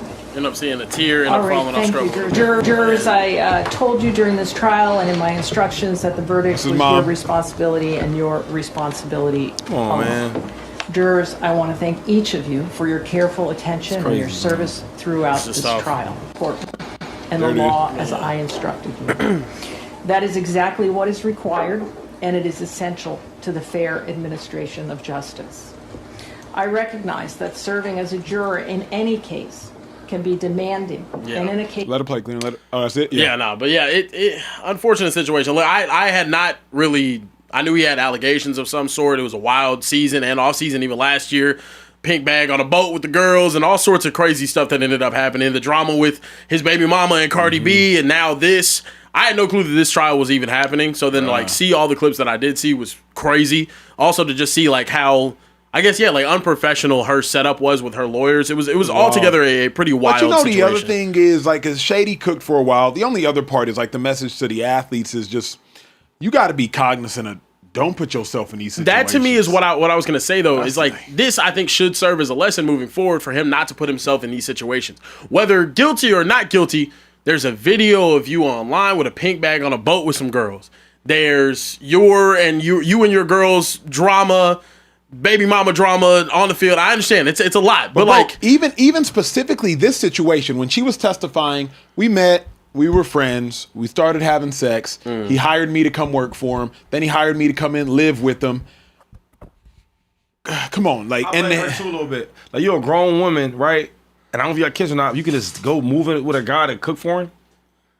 But if dude offering you $2,000 a week to come cook and sleep with him, you don't take that deal. Yeah, but I mean, I you guess. Know what I mean? I like, guess. I just know where that puts you at. He's already been having sex with you already. Yeah. Right. So you had that type of relationship. Yo, you know what? Yo, come cook for me. So now I don't know if y'all been following. He was having sex with her and you know what I mean. So it's just like they women. They're gonna get all these feelings. You know what I mean? Let's just keep them to it. I don't know. I've been in them situations. You know what I mean? Not because I'm sleeping with my chefs, but it's like when you playing ball, like you feel like, hey man, I can do what I want. Yeah. I was trying to somebody. You know, not even that. Like you do what you want. You know what I mean? And life is easier. Yeah. You know what I'm saying? And a lot of women want you. I just think that's not wrong with that part, but it's like how you deal with them. Mm-hmm. If I'm laying around with different chicks, all right, cool. But like working with me, they around, they gonna be battling with each other, like all that. Because at the end of the day, it looked cool because I used to do stuff like that. But now they trying to sue me. Yeah. You know what I mean? Yeah, little you in stuff court for real, bro. Yeah. You know what I'm saying? Like he probably spent a lot of money on them lawyers. Yeah. And every girl. That's another thing is like. They look at the player like dollar signs, not the Steffon Diggs. That'd be the hard part. And then once you start being cool with girls, you see how they talk to each other. Can we get deeper? Is this a culture issue? What? Pause, bro. Time out. Pause. First of all, can we get deeper? Is that what he said? Yeah, but he kept the sentence, bro. Oh, okay. That was wild. The context of the conversation. Can we be for real? I got But he didn't put a period though. Can we get deeper? Is this a culture issue? No, I ain't right there. It's a culture issue. Maybe it's the AirPods. I ain't hear it like that. I said, can we get deeper? Is this a culture issue? No, that's the way I said it. We got to run the tape back on that. But let's continue for the sake of continue. Look, take a shot. Is this like my thing is culture, though? Right? Culture. I'm talking about. So talk because I'm cool. You know what I mean? No, I mean I culture superhero right here. I got you. I gotta come correct. I mean more so just like the entirety of the drama though, having people around that. Or women around that you use for, sexual favors, cooking, all sorts of other stuff like that, just because you can. Baby mama drama, just because you can. Doing all that, like doing drugs on boats and all sorts of stuff. Like this stuff is somewhat, I don't know, glamorized, if that's a word, in the culture. I feel like this is something that also has resulted in so many high profile athletes or black individuals with a very successful financial standing. They end up in this situation over and over and over again. Is this a problem that we have culturally with why this keeps happening? I don't know about this culture thing because we seen big CEOs and companies. No, of course, get wrapped up and mess with a whole bunch of women. So I ain't gonna make it a culture thing. I think it's a situation where he's got caught up in having fun, mixing it with business, pleasure with business. So it happens. Is it just more in your face because they're more famous than the big CEOs or big wigs? Okay. So when you say culture, it's like whoa, like and you say blacks, like. It happens all the time. You know what I mean? I do think the difference is he's young with money, right? He's a nice looking dude, pause. You know what I mean? Solid, looking guy. And he got money and he's a star. And he gonna get women. That's how it works. You know what I mean? So I'm not judging for that. I think after a lesson like this, he can learn from, you know what, I can't even rock with everybody. I can't trust everybody. You know what I'm saying? I know a lot of players that do it the right way. They make women sign all type of contracts and, so... But I don't make it a culture thing. I think this is something that not a culture. I like this comment that I see. Trey, chime in on this as well because I have thoughts, but I'm curious your thoughts. Is it a culture issue? Is this a culture issue? Not a black culture issue.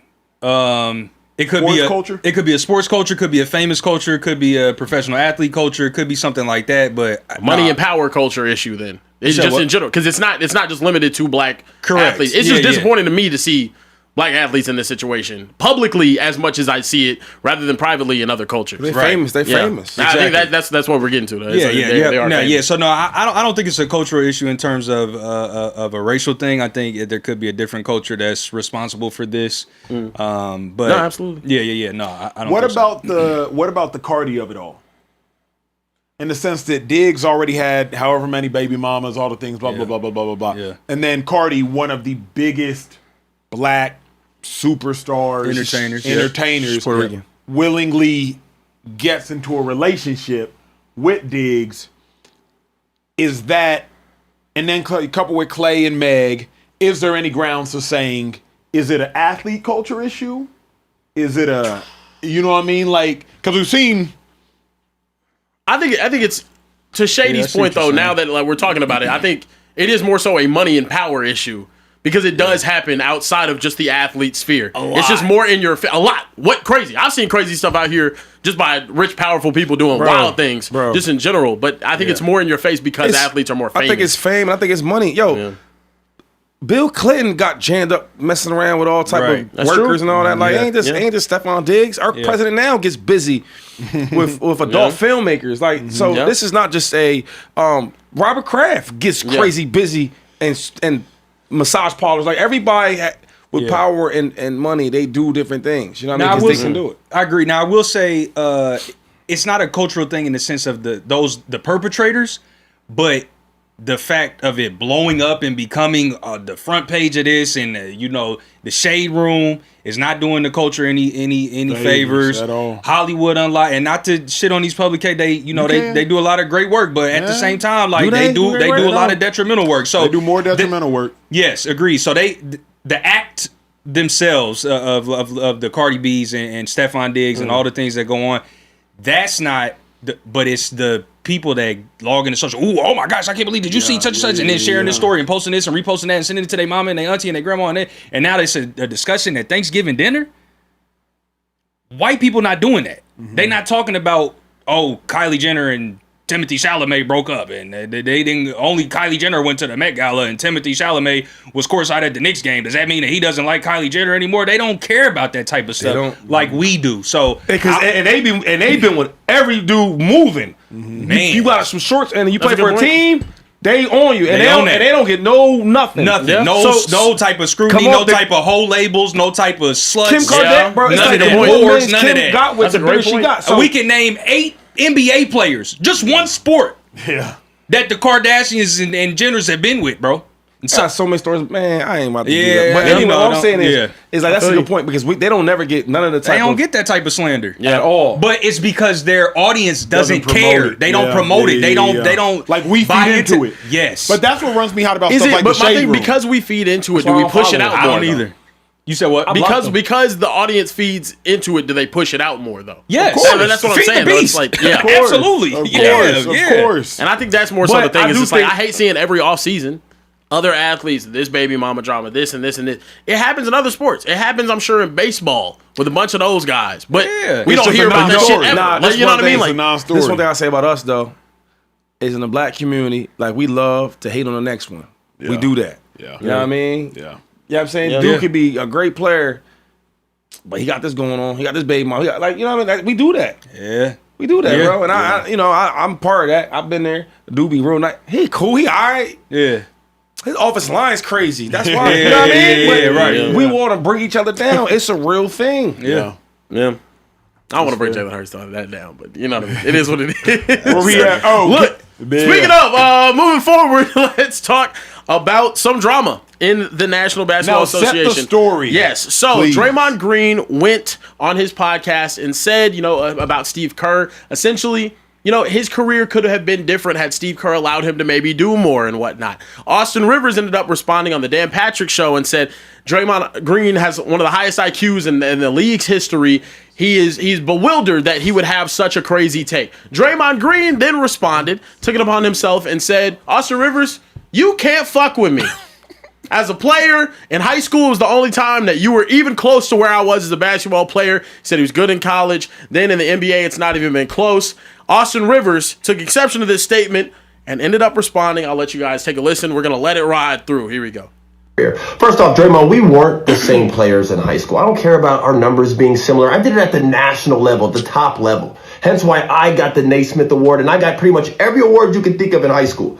I was ranked number 1. You were ranked, I don't know. So cut it out. Next. College, you actually were solid. You actually a really good college basketball player, but it's hard to compare because I was only there for 6 months. Something you could never do. Talk about I was, one of the featured guys. No, I was the guy. I led my team in scoring. I was first team All-ACC, freshman player of the year, lottery pick. Stop.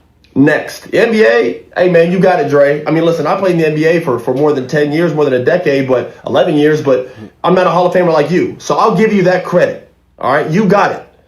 But let's peel back that onion and understand why. Peel it back. Easy, Tiger.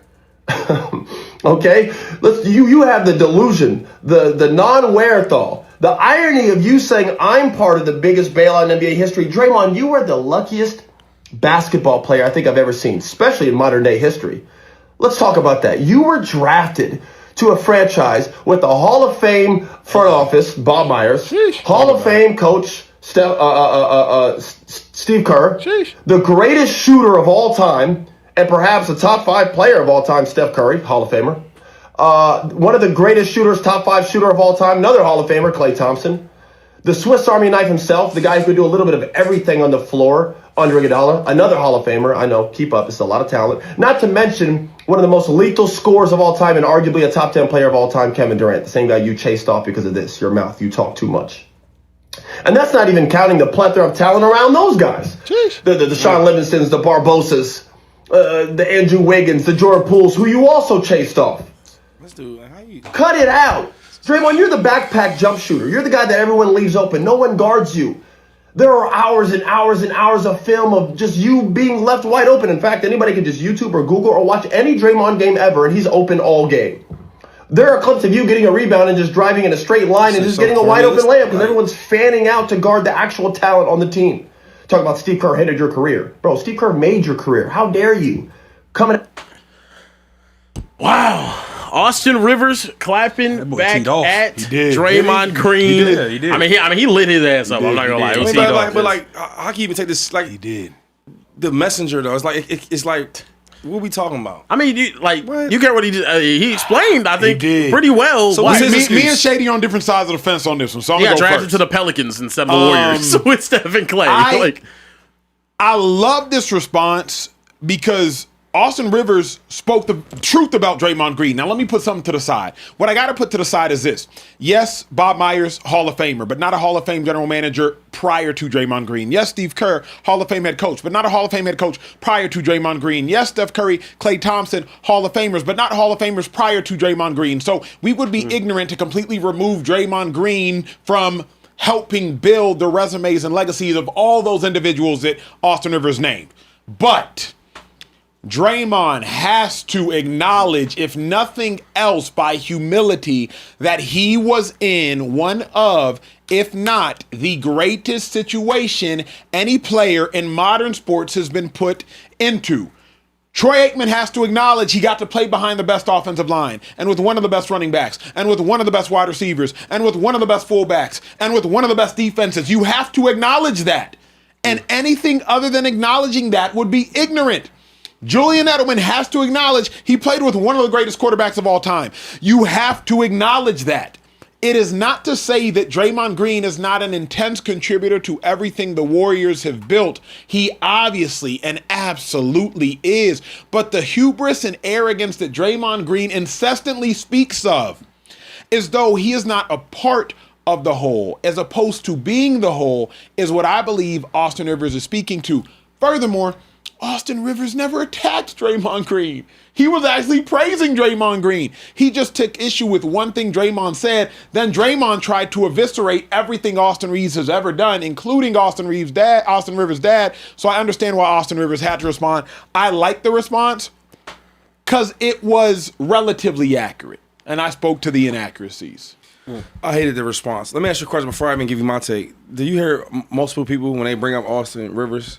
See, it's hard because I actually like him, so I don't want to talk too bad about him. But I've heard a lot of players when they bring him up, they say how the dad basically gave you everything. You ever heard that before, or am I gonna? Heard that inaccurate, but I've heard it. Yeah. Oh, he would have been a McDonald's All-American regardless of his dad. He was one of the top players in the country in high school. He was a studded dude without his dad. Real quick.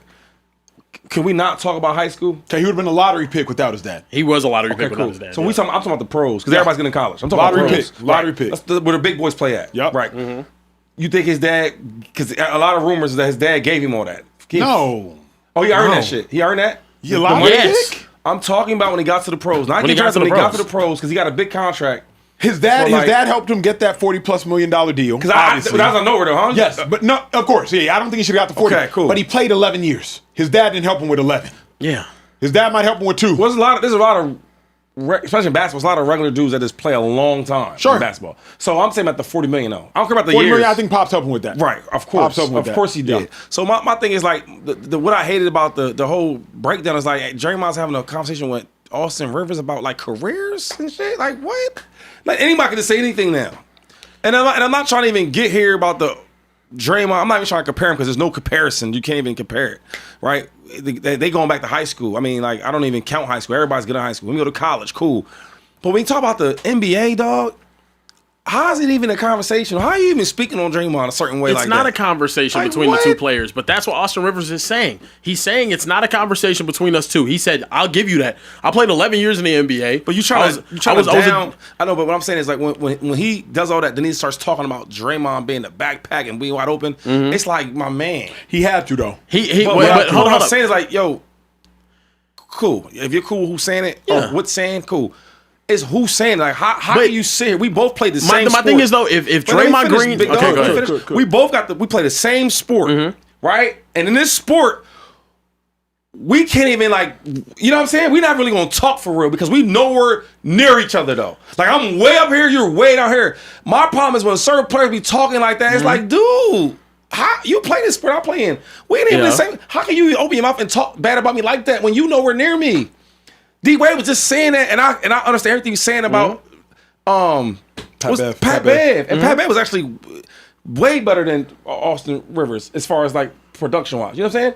So my issue is like that bothers me though, because like I mean shit, he might say something about Klay Thompson next. And we'll bring this up. So this is my thing. Austin Rivers is also giving nuance to their careers. That's why he's saying I want to peel back the onion. I want to talk about why things are the way that they are. Why I played 11 years in the NBA. Why you played however many years in the NBA, you're still there, and you're a Hall of Fame, all this, da-da-da-da-da. But why? Why are you a Hall of Fame all-time great? He's saying, you said, he's responding to what Draymond said. He said, you said I was the biggest bailout in NBA history, when in reality, you got drafted to the best situation a player could be drafted into in that entire draft class. You got drafted into a situation with 2 guys who went on to be future Hall of Famers. You ended up getting to play for a Hall of Fame GM. You ended up getting to play for a Hall of Fame coach. You ended up winning 4 championships, playing with 3 of the best basketball players of this entire era of basketball. I got drafted to the Pelicans. Yeah. Okay. A lot of but my thing is, yes, he's a lottery pick. But what I'm saying is, because they're 2 completely. Anthony Davis went there too, and they ain't do nothing. Of course, they ain't do nothing there. Being in different situations matters though. Time out. AD was a lottery pick. He went there. Look at his career. He had to dip. He was a good ass player when he was with the Pelicans. He was, but he wasn't no champion. Time out. Are you telling me they was the comparable players when they was? Of course not. Okay, no. I'm talking about with the Pelicans. Of course not. Okay, cool. Let's stop there. My man Zion, he's there. Are they doing the same thing as players? No, of course not. Okay, cool. He's a lottery pick there. DeMarcus Cousins, top 2 picks. Lottery pick there. Were they doing the same thing? No. Okay, so. My thing is, bro, for you to open up your mouth about Draymond Green, like but here's where I disagree with you, though, Shady. Just because Draymond is a Hall of Famer does not mean he has license to talk bad about everybody with no repercussions. Remember who started this? Draymond said, your daddy, it gave you the biggest pardon we've seen in the history of the country besides the president of the United States. Yeah. Draymond Green went low as hell.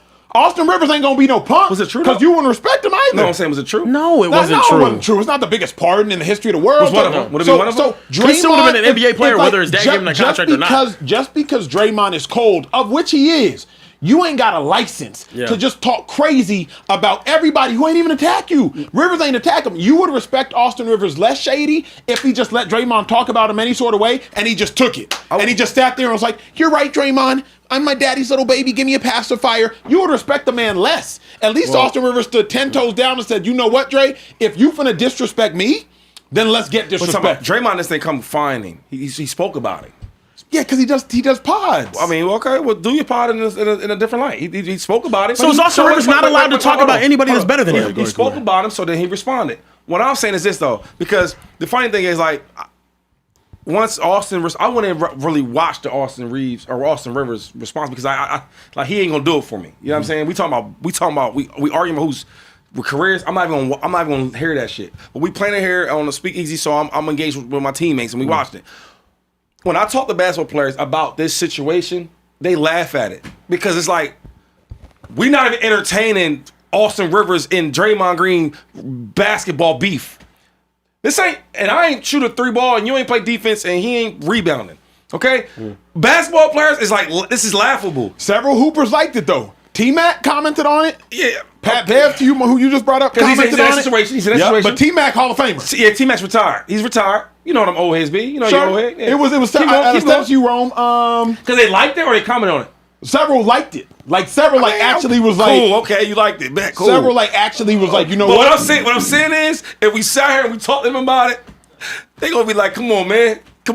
What we talking about? But I think a lot of people would understand Austin Rivers' response because it's a pretty universal response of Draymond Green, you were blessed to be in an incredible situation. Mean, though, dude? What does that mean? Yo, Austin Rivers been on a couple of teams. Yep. So none of them teams bless you? You couldn't bless none of them teams? Austin Rivers is not as good as Draymond. We get that. We put that to the side. We've established that. So stop. So because sometimes you talking like if you that and you not that. He's not, Shady. Austin Rivers has never acted like he's that. This bothers me, man. So this is Michael Porter Jr. Yeah, T-Mac, Bones Pat Island. Bev, Michael Carter-Williams. Island. Like active NBA players. I mean, who? Bones Highland. Bones played Michael with him. Porter Jr. Who else? Michael Porter Jr. Carter-Williams. They played with him. They both played with him. Keep going. Who else is on here? Look like Bones. I know T-Mac. Bones personally. He's from Delaware. I know they played with it together. So like to me, a lot of they teammates with him. But T-Mac, you can't discredit everybody. So T-Mac don't play. Michael Porter Jr. is a teammate. Like they're his teammates. I'm saying this was a pretty universal take and a universal thought, which well. is Draymond, you had a really good situation. There's nothing wrong with that. Bet. The same thing I said about like Gronk. Same thing I said about Edelman. I just think it's also if you're gonna go criticize and diminish someone's entire basketball career when they played 11 years in the NBA, and you're gonna say you're not shit, you don't have shit for me, da da da da da. Bro, Austin Rivers being a man by responding and standing up for himself, saying, "Yo, look, you also got drafted to a very lucky situation. Don't say I got bailed out whenever I earned my stripes to play 11 years in the National Basketball Association. Yeah, I got to being the #1 player in the country without my dad. I got to being a lottery pick without my dad at Duke." Like I didn't need my dad to bail me out to get me to the NBA. Like I don't know. I don't understand the frustration with it. Also, I don't get having the conversation of, oh, my career was better than yours, so you can't critique me. Yeah, bro, I'm talking about something that you played. We both played the same game. Like this could never even be like a real. He's not, bro. I'm just saying, like it can never be like a Austin real Rivers argument. didn't start off critiquing his game. Well, we here now. Yeah. However it got, we're here now. I'm telling you is like. In their sport, we should never get to this point where me and you are having any type of basketball arguments. I think that's not fair. That's not cool. I mean, why should Rashad McCants have anything to say about NBA players right now? Why should Emmanuel Acho have anything to say about linebackers in the NFL right now or defenders in the NFL right now? Yo, if McCants, he one of my favorites. I'm a North Carolina fan. Yeah, the Tar Heels, but like he says certain things about different players. I damn sure think like certain players ain't gonna be we about to have a basketball argument for real. This is my opinion on it. I think the bigger issue I have with this is the Nepo baby accusations or whatever insults that Draymond gave when he's best friends with LeBron James. Right. That's what Rivers hit on too. What we talking about? I'm saying he called out Austin Rivers for being a Nepo baby and getting to where he is and certain things that he got throughout his career because of his dad. And there's a lot of discourse about Bronny James getting to where he is and getting the spot that he has because of his dad. And Draymond is best friends with LeBron James. So I think it was a bad shot by Draymond to be like, yo, your dad did this for you and my best friend is LeBron James. I think that's in bad taste. I think when you have somebody that close to the heart that is kind of in a similar situation, or at least that's the speculation around him, you got to watch what you say. Yeah. You got to watch what you say. The other problem to me though is like Austin Rivers ain't even attacked Draymond. Austin Rivers was chilling. Then Draymond went Draymond went as personal as you can go to Austin Rivers. Yeah. He talked about his dad, and he talked about his dad bailing him out. Yeah. So at the point in which see, another thing that's because Draymond said it's a big thing, but like everybody talks about that in basketball with this dude, right? Yep. Chris Paul. I mean, I ain't gonna get into the name call, but everybody brings this up. I want to see something real quick though, because I'm just curious though, right? I'm just curious. I wish my dad could draft or put me on this team. Wait, what year he got paid? He got paid 2016. 2016. Where's that at? Okay, boom. So it's 2014, 15 year. He played, and the next year he got paid, right? Yeah. Wait, where's his stat? I can't see his stats. Right here. So 12, he got paid. He averaged 12 Austin a game. Rivers got paid in 2016. Then the next 2 seasons after that, he averaged 12 and he averaged 15. Averaged 12, 2, 15, and 4. It's crazy, yo. Steph Curry, right?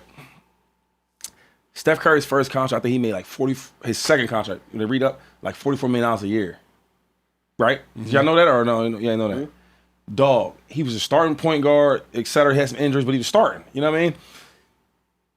I don't know if he was even starting when he got this $40 million contract. No, I don't think he was. no, Dude, he was never like a consistent. But also, like, hold on, real quick. I just want to put it in perspective, though. But 40 not a lot in basketball. No, it's not. THT, He didn't even start though. THT got $33 million. At what year? Taylor Norton. So no, that matters too. Though. In 2016, Yeah. Steph Curry was getting like $40 million, like $44 million. I remembered it because No. Austin Rivers was starting them years. Was he? How? He started. Chris Paul started in 2016, 2017. He started 29 games. In 2017, 2018, he started 59 games. Okay, so somebody hurt or something? Because Chris Paul was the point guard for the Clippers, right? Or I'm wrong. I could be wrong. I'm not always right. Let me see. You said 29 games ain't like a lot of games. No, but 59 so that is. 29 59 games like is. somebody was hurt or something like that. That's what that So sounds okay, like. this same offseason, I wanted to say this. This same offseason, Tyler Johnson from the Miami Heat. You guys know who that is? Yeah. $50 million. And everybody was talking about that contract too. Yeah, it was a great bro. Timothy Mozgov, same. That was the same offseason that Timothy Mozgov got paid but crazy. he's a starter and all that though. He's a 7-foot starter. I get that. Yeah, but Mozgov was not like my a thing is, top though, 50 player in the NBA at the time. All I'm saying is that you can argue that, yo, you got $40 million.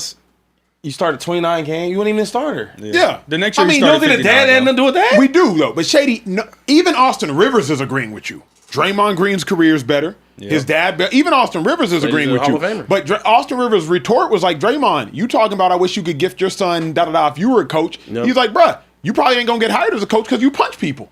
Also, I remember this offseason, though. That market was crazy. You stay there with that. But when they start talking about, like, you wide open, this and that there, because my thing is, like, dude, you've been replaceable since you got to the NBA, okay? Draymond Green's not. And Draymond Green is a big piece why the Warriors can win like that. Correct. You could talk about the Steph Currys and Klay Thompsons. Yeah, Kevin Durant, cool. Yeah. Them dudes are great. But Draymond Green for the Warriors is one of them guys too. It's not as good, but I'm saying the need. Correct. That's what he omitted. Right. When you shoot, they're not in the same. But I'm saying they're not in the same class though. That. Like, what if Go ahead. I'm not talking about this guy. I wanted to take it back to that 2016 offseason because I don't know if you guys remember. I remember the contracts this offseason. I'm gonna go through some names and I'm gonna tell you what they got paid. All right. Ryan Anderson, remember him, 3-point shooter with the strap, 4 years, $80 million. Another starter. All right. Chandler Parsons, 4 years, $94 million. One of the biggest robberies. Hold on, another starter. Miles Plumlee, 4 years, $52 million. He wasn't a starter. Jan Mahimi, 4 years, $64 million. I don't know what that is. Myers Leonard, 4 year, $41 million. Portland. Evan Turner, 4 years, $75 million. Alan crazy. Crabb, 4 years, $75 million. Jared Dudley, 3 years, $30 million contract. Yeah, that wasn't bad though, because my thing with him is he was a big, small type of dude. You know what I mean? You can spread the floor with him. Kent Bazemore got $70 million over 4 years. Nicholas Batum, the French Nicholas Batum, 5 years, $120 million. I like him though. He's still playing. Nico's a utility. Batum's he do anything you need him to do. But everybody naming all these guys are starters though, dude. Of course, Austin Rivers was also starting after that. He played 33 minutes a game the season after. But time out. He played 33 minutes a game. Yeah, he played 33 minutes a game 2 seasons after that. Hold on, real quick. I'm trying to figure this thing out. So when he got this $40 million deal, yes, was he the starter? He was right. He was in. I think he was playing 24 minutes a game. Who was the starter in that time? I'll see. Was it Chris Paul? Yeah, that year he played shooting guard. Was like it was Chris Paul, JJ, Blake Griffin, DeAndre Jordan. DeAndre Jordan. And the small forward was Matt Barnes or somebody like that? I'm gonna text Matt. Like, no, Matt wasn't there in them years. I'm looking at the starter. Probably would have had to been. Okay, they got Wesley Johnson, Mbamute, Paul Pierce, Austin Rivers. Nope, Austin it was Rivers. JJ Redick. JJ Redick was a starter that year. Of course, I don't know if he got traded that year. Of course, but I mean, Austin Rivers was still. So it was Wesley minutes. Johnson. Okay, yeah, Wesley Johnson. But I'm saying, like, I just hate when like it's a heavy rotational piece. Guys get coming $40 at, million. you know what I mean? You coming at like, bro. But you here's what I know you would respect. At least this: if somebody shoots at you, you shoot back. Yeah, because you ain't never been a punk in your life. He shot Shady. first though. No, he didn't. He didn't shoot. Yes, he did though. Shady. You know what I mean? He said that Draymond Green's a great player, and he called out the Steve Kerr comment. That was literally it. Like, how you gonna say Steve Kerr should be fired or whatever? I ain't gonna lie though. And also, Shady, that's technically playing the what if game. Draymond playing the what if game, saying that Steve Kerr ruined his career. Cool. I'm not saying what if Steve Kerr wasn't sir. my coach? Yes, sir. Yes, then sir. what is the career I could have had? But one thing that gets under a dog's skin that's really like that's done great things. Like, yo, how you not even a 10% of me. Don't speak on me. That shit hurts my chest sometimes too. Yeah, but here's what you also hurts. know, because you speak on this too. Certain dudes go to certain situations and it matters. I could list a litany of NFL players because that's the sport I know best. Because like Alfred Morris rushes for 1,400 yards because he's with Kyle Shanahan. So if Alfred Morris wanted to come out and puff his chest out and be like, "Hey, I have more rushing yards than you in a season," I'd be like, "Bro, you played with Kyle Shanahan." So like, put it in context. Have some humility. But him and Drake, is that what you trying to do? I'm saying I could do this with everybody. What I'm saying is in sports, right? Troy Aikman is the best one to do it with. But in sports, bro, that's how it is. You go, good players supposed to go on bad teams. High draft picks going. That's what it is. Yeah. Well, that's not changed what it is. But here's what we do. Troy Aikman, we all know Troy. Anytime Troy Aikman talks about his tenure with the Cowboys, he's like, "Man, I'll be honest, I was privileged to play around a lot of really good players, man. They make me look really good." Troy get cocky sometimes too, though. But more often than not, because he'd be on Monday night, he'd be like, that. Now, I don't know if it's faux humility or not, but Troy Aikman is cognizant enough to realize, you know what? I'm a Hall of Famer. I got 3 chips. I was the quarterback, but I did have Larry Allen. I did have Emmitt Smith. I did have Moose. I did have Michael Irvin. I did have Prime for a year. Like, Troy ain't never finna be like, "Hey, I got more chips than Rodgers. I got more chips than Stafford. Right. Don't talk to me until you have 3 chips. In fact, Rodgers, don't even talk to me. You ain't got the same amount of chips as me." He would never do that. I guarantee you this. He wouldn't say it about Dan Marino, who don't have a single chip. So. I guarantee you, Troy Aikman ain't gonna let Blake Bortles bring his name up and talk a certain way. You kidding me, dude? He be looking at him like, "Are you kidding me, man? You better come on, man." Like, you know what I mean? For real. That's fair. Kieran, get to the last topic. Any super chats before we get to the last one? We do have some super chats. We got one from our guy, Victor Mo Jr. Shout out to Victor Mo. Said, "We are overthinking the Dre situation. He has 4 rings and will be a Hall of Famer." To quote Shady, "We can't play the what if game." Right? He earned all his achievements and was a major piece on that team. It's unfair to Kerr to say that he held him back.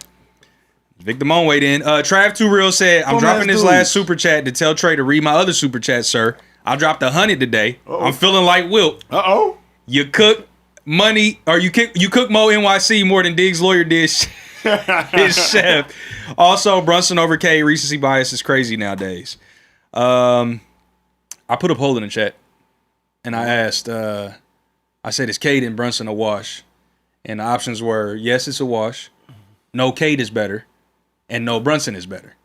55% said no, Cade is better. It's not a wash. I think he's all around better. Yeah. But that wasn't the argument.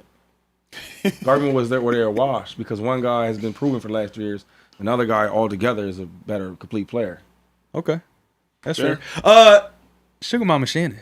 What up, Sugar Mama? Has entered the building.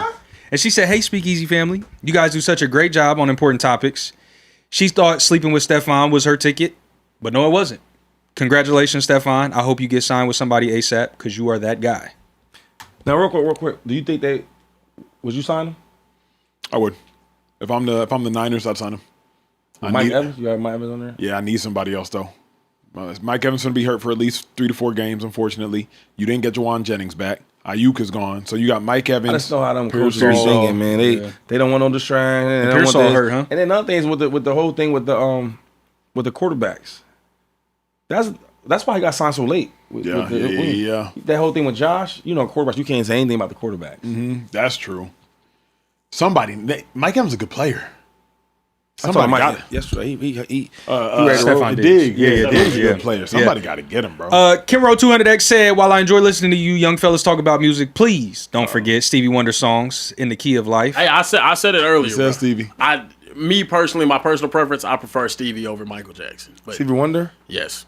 That's I think cool. he's fair, but he's unbelievable. There's apples in tangerine. No. Yeah, it's one sitting down playing the harmonica, saxophone, keyboard, singing, making guitar, playing. I mean, he's doing everything. Oh, I'm not But Stevie's not near the entertainer in any capacity. Don't laugh at me, but I don't know no Stevie Wonder song. Yes, you do. Ribbon in the Sky, the birthday song. Yeah, you just don't know you know him, but you know him. Happy birthday to you. Sings that? Happy yes. Bro, you know, I promise you know hella. You just don't know their Stevie. But did you guys like Ribbon in the Sky? I never knew that. What is it? Isn't she lovely? Isn't she lovely? Never heard that. You Yes, absolutely Yes, you heard that have. song. You've definitely heard that. You bro. can't escape that song. I just called to say I love you. You don't know that song? No, I know that song. Bro, very superstitious. Yeah, now you definitely know Writing on the wall. Stevie Do you got believe hit. in this that you don't I'm understand? sorry, guys. I'm always the green thumb in the building. I'm always the eyeball to you guys. Nah, but you go. These are black wedding songs. These are Your mom and pops are watching this very disappointed. Very disappointed. Isn't she wonderful? Yeah. Isn't she lovely? But I know Stevie Wonder. I'm gonna listen to tonight. When I drive home, I'm gonna put him in the car. That's not really my Your mom and pops is disappointed. But you know what? Frankie Lyman, I know what that is. Yeah. Frankie Lyman. Bro, that shit hard. You know Frankie, but not Stevie though. Frankie Beverly? No, he said Frankie Lyman. Oh, you know Frankie Beverly though, right? Yeah. Who's that? Yeah, bro, you know Frankie. I know songs. I know the name. But Before I let you go, Shady. Well, we gotta have a real uncomfortable conversation Yeah. right now. Shady's culture card and Shady, superhero. yeah, I'm not gonna lie. If you don't know before I let you go, my man, you I make know- me happy. I know that's him too. Yeah, that's So the same song. I know these songs from my family. Oh, you just don't remember who the artist is, but you hear the song. No, I was saying about to be like, yo, put on that Stevie. Like what? That's crazy. Listen, he also goes on to say, also young folks can't fathom how big MJ was. They don't make celebrities that big anymore, but they try. False. Whoa. What? I got a hot take. Whoa. Wait, what was the Tread take? Repeat that one more time. Let me read the end of the super chat. He said, young folks can't fathom how big Michael Jackson was. They don't make celebrities that big anymore, but they try. Oh, they do. They don't. I had to catch myself yesterday. I had more glaze than a Krispy Kreme about MJ. And I thought to myself, MJ was alive in 2008 and 2007 and 2009. We were all on the planet. Some older than others. But like, it's not as though MJ was walking on water in 07, 08, 09. Now, as we all know in sports and music and any art, if you die before your time, it propels you into an even greater stratosphere of unthinkableness. But the legacy stories we hear about MJ, Magic Johnson inviting him to a Lakers game, that was in the 90s. If MJ were still around right now, people weren't still fainting at the sight of MJ. So my hot take is just like, I saw somebody say MJ would have 1 billion Instagram followers if he were around. In what world? No, he wouldn't. Now, if Instagram was around in the 1980s, he would have 1 billion Instagram followers. But if Instagram they would have 1 billion Instagram followers right now. Hell no. Well, can I be honest though? Madonna was huge in the 80s. Correct. Huge, like huge. Does anyone give a fuck about Madonna right now? Nope. She walking on stage with Sabrina Carpenter. Now, Madonna was probably 20% of MJ. No, for sure. Even still. But okay, Madonna I'll put it this way. 40 million Instagram followers? Pre-social media fame is the most timeless fame that you can have, Ever. right? It's incredible fame. You're known for being famous because there wasn't newspapers and whatnot. No. I don't think we can fathom as a generation how famous Michael Jackson was. Correct. Because we have not seen celebrity that famous because but the here's the difference. existence of Instagram, not that innately. What let me cook. Okay, Let me cook. It's the iPhone. Yeah. What made Michael Jackson what makes any celebrity so celebrity, Jesus, Michael Jackson, anybody, is exclusivity. The problem is because of this device, we would see so much more of Michael. Because now, Michael, you can't go to said random store. Oh my God, I just saw Michael Jackson. If you're in Germany, they got iPhones. If you're in Bahrain, they got iPhones. So what makes a celebrity lose their luster is access to them. People, bro, there's videos of people running around cars chasing Justin Bieber. I mean, chasing the man. Yep. Now he'd be at church on Wednesdays with us.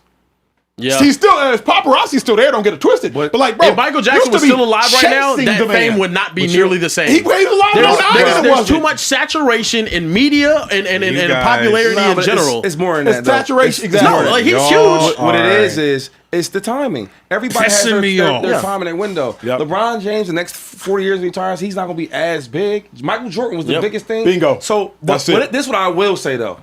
So we talking about fame and all that. If put any person, player, athlete, and entertainer, wherever you want, put them all in a peaks, the best, the highest of their careers. Mike was going to outdo everybody. Yes, I agree with that. I agree with that. Social media, any era. Yeah, I agree with that. But that's not the combo, though. The combo is like, if he was living today, he wouldn't be the most famous person on the planet. If he were living today, he's not in his prime. That's why he'd be 70 years old. So I would hope not. He'd be 60. Correct. Yeah, but the thing is, he'd like, be 66. But also, I'll say this though too. Him dying when he did, but time in out. 2009, pre social media being crazy, pre oversaturated media market, all of that other stuff.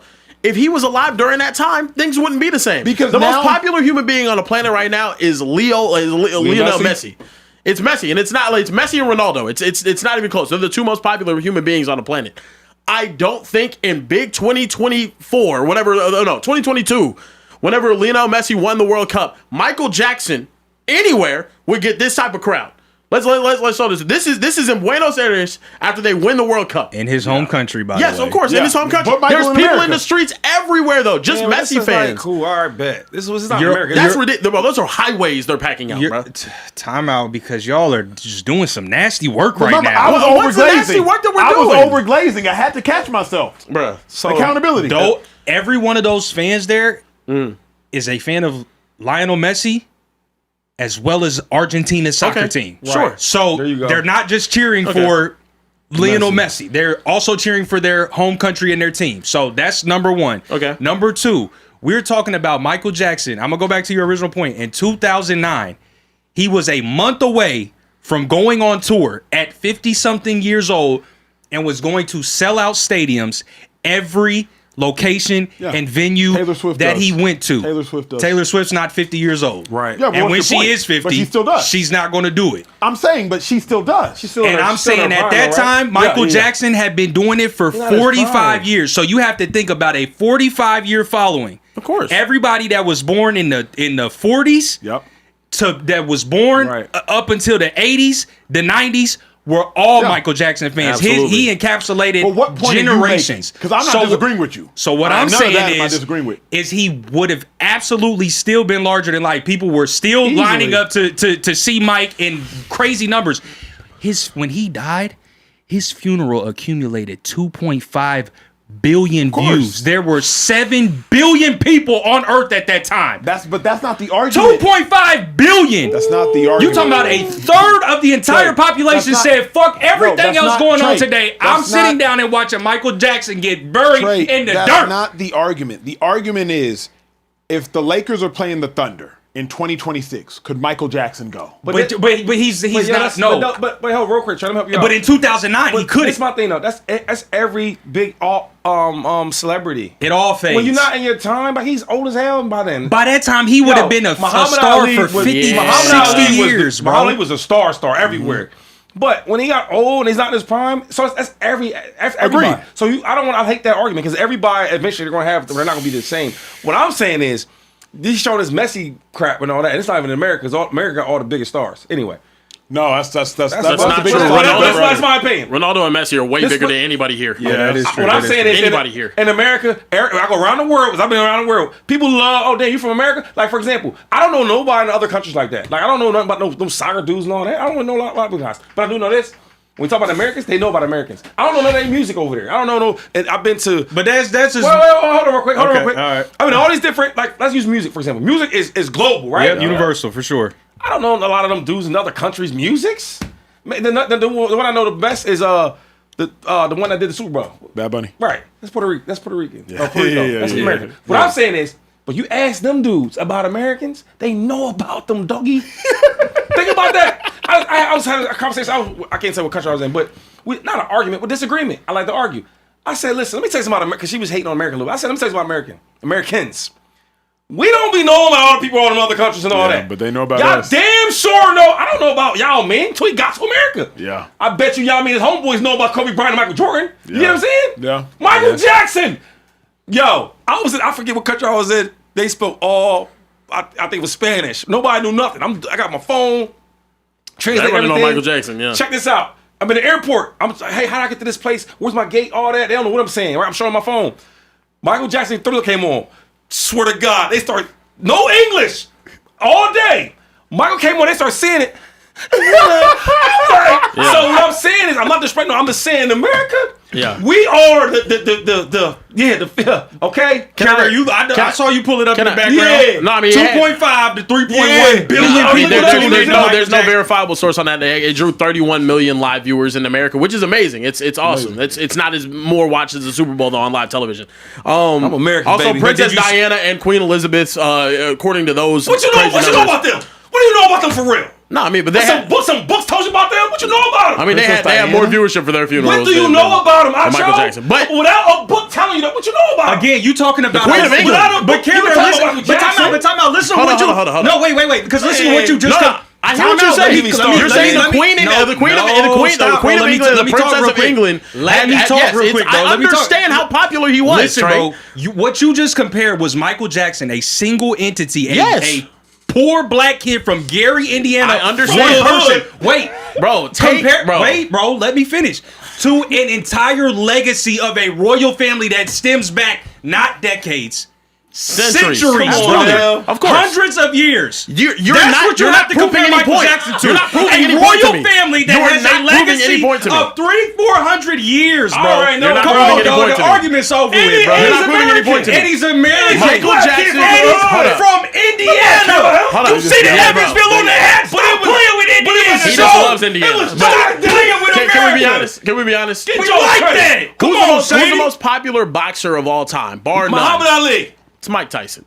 It's Mike Tyson. It's You go to Muhammad other Ali. countries? No, It's it's Mike Muhammad Tyson. Ali. It's Mike Tyson. Okay, bet. It's not even close. It's Mike Tyson. Okay, cool. Who's the most popular Got me. basketball player globally of all time? Jordan. Michael Jordan. When in the world 80s. was global media pushed to the masses across the globe 80s, for the early first 90s. time, and how limited was that source of media?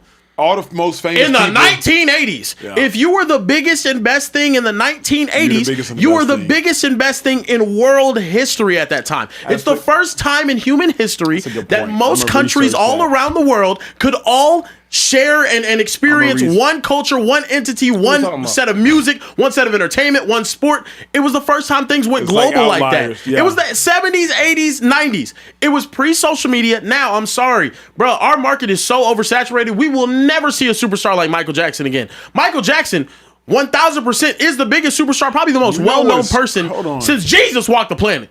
But at the end of the day, it doesn't. If he was alive right now, that popularity would asking cease. a 66-year-old man who, I'm not asking him who at this point would have been famous for 61 years. He died in 2009 at 50. If he lived to be 55, he would still not be the most popular person. As soon as Instagram took off, YouTube took off, all of these other things, he would not be. He would be one of the most famous. He wouldn't be one of the most popular. But the point. Hold on, bro. Well, we watched it. Prince was a superstar back then. The point Kieran is serving, which actually argue whatever, actually a phenomenal point I want to look into is, if you were the most famous in the 80s, you were the most famous ever.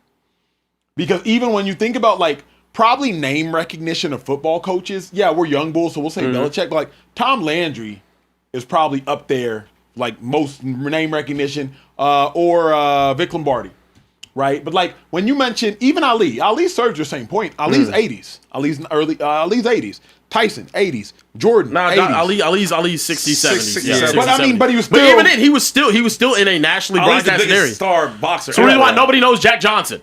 But everybody knows Muhammad Ali. Jack Johnson was the world heavyweight champion. You can read about it in papers. And what the first was like Muhammad Ali's. Though. Then he going to war and all that stuff helped him out. No, of course. He had a great story. But my point is, though, it's just such an oversaturated market, bro. We're not even going to see people like Justin Bieber with people chasing him down the streets and whatnot. It's way too saturated. Market's too saturated. Also, we're not forced to watch one thing. You cut on the television, it's, Michael Jackson's on. This is his music video in 1983 or whatever it was.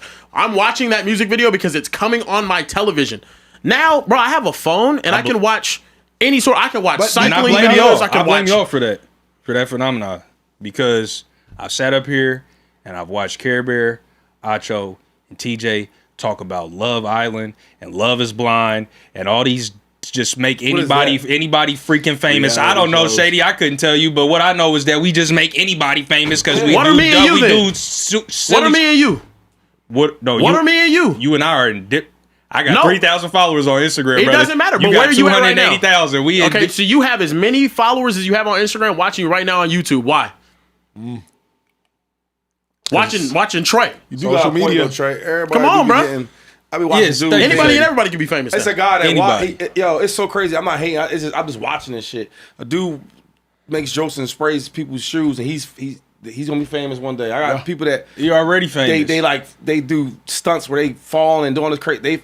It's a mockery now. Anybody can be famous. Ain't no real talent. You just do what you want. Can you get to the last topic, G? Look, moving forward, we have to talk about Victor Wembanyama after dropping game one. Put up an 11-point performance, 5 for 17 from the field, 0 for 8 from 3. He was asked about his offense. I'll let you guys take a listen to what he had to say. Vic, we've been asking you for 3-4 months now about how you thought this team was going to react when it got into a close playoff game against a team that had been there before.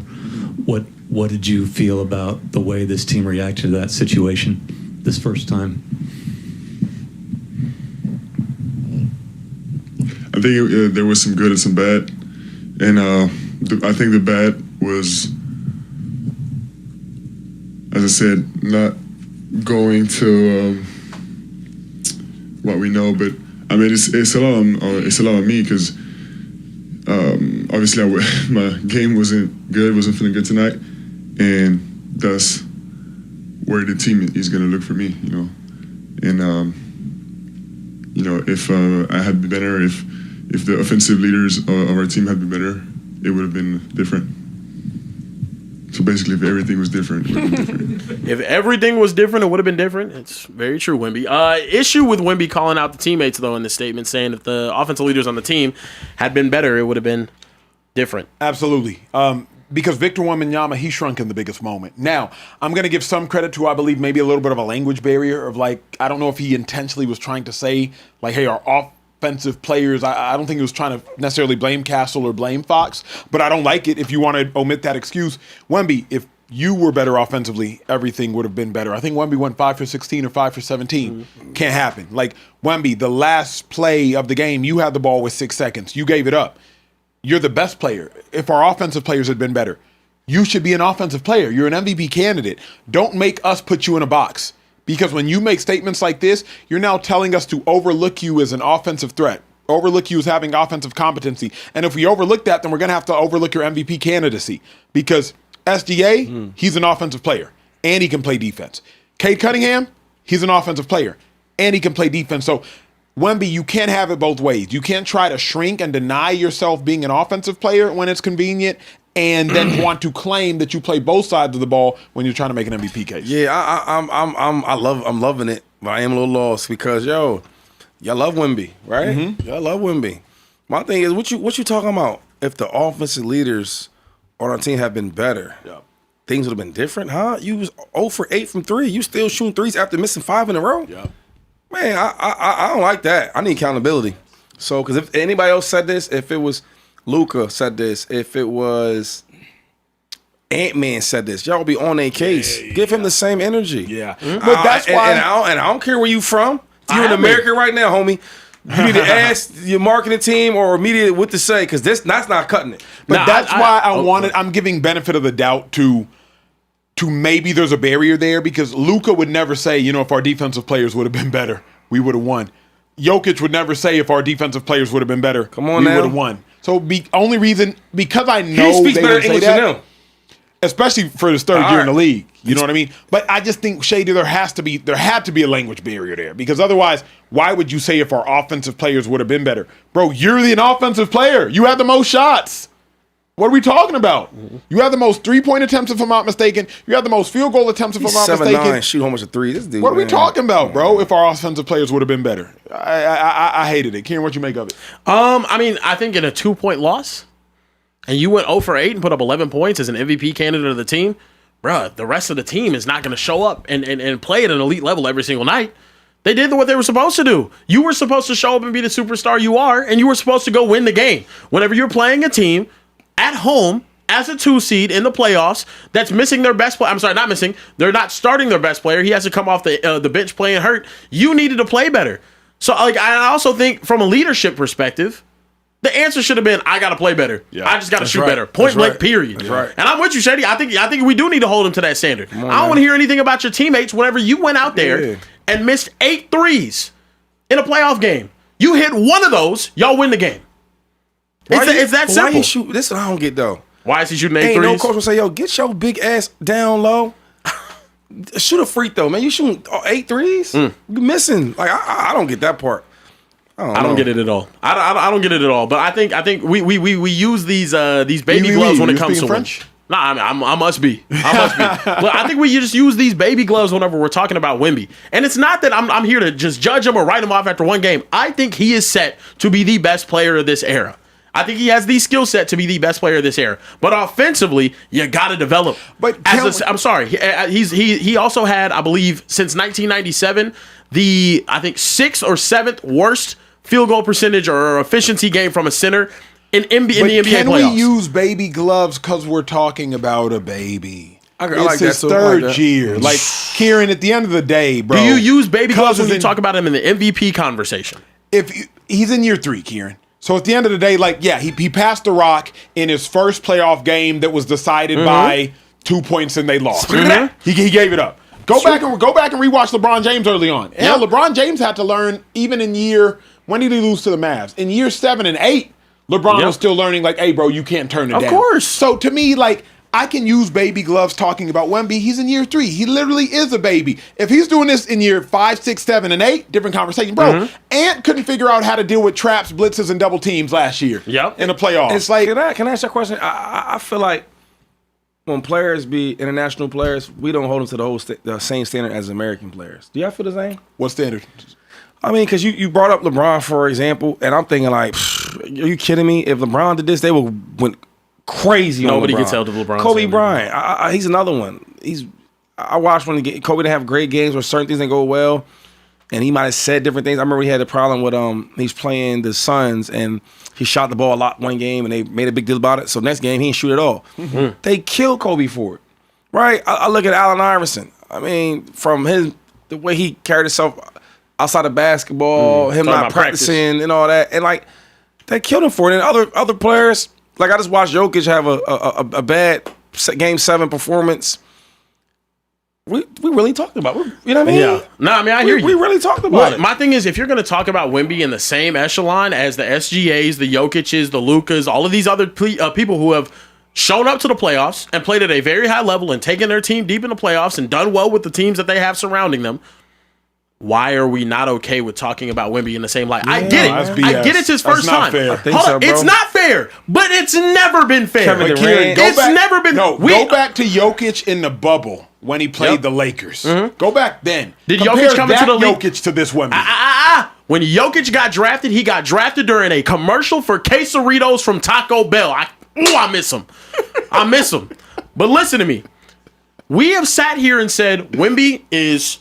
We have no problem with it. Wemby is the greatest prospect the NBA has seen since LeBron James. Wemby is the greatest defensive player that the NBA probably will ever see or has ever seen. We've said Wemby deserves MVP this year. But whenever the tough gets going, and we're talking about how generational and how great he is and how he's set to take over the NBA and it's his league right now. We have a video titled, It's Wemby's League Right Now. But whenever he goes out there in a playoff game and has a stinker on home court, and you end up losing that home court advantage you have in a key series against the Minnesota Timberwolves, and then you go to the podium and you say, you know, if our offensive leaders, including myself, played better. No! You play better! Right. You play better. I'm not saying that he can't go out there and play better. He just needs to play better. And I shouldn't have to sit here and be like, oh, well, it's okay, Wemby. He's going to get better next time. Nah, go out there and play better. That's just what it is for him. At the end of the day, I don't know why you use the baby gloves for him, but everybody else, it's different. It's the same reason when Luka early on, he doesn't play any defense. Well, y'all give him time to grow. Caleb Williams early on, man, it's just the second year. Like, I just think in this third year, in his sixth playoff game, maybe even less, bro. Bro, it's like his fifth or sixth. Y'all. Bro, I literally watched Ant-Man's brain discombobulate last year or 2 years ago when Lakers started throwing different coverages at him. And Ant-Man had like 2 points and a half. And this is Ant. He's young. I'm going to watch him grow. I'm going to watch him learn. And he absolutely will. I think Victor Wembanyama, like I said, is set to take over the NBA.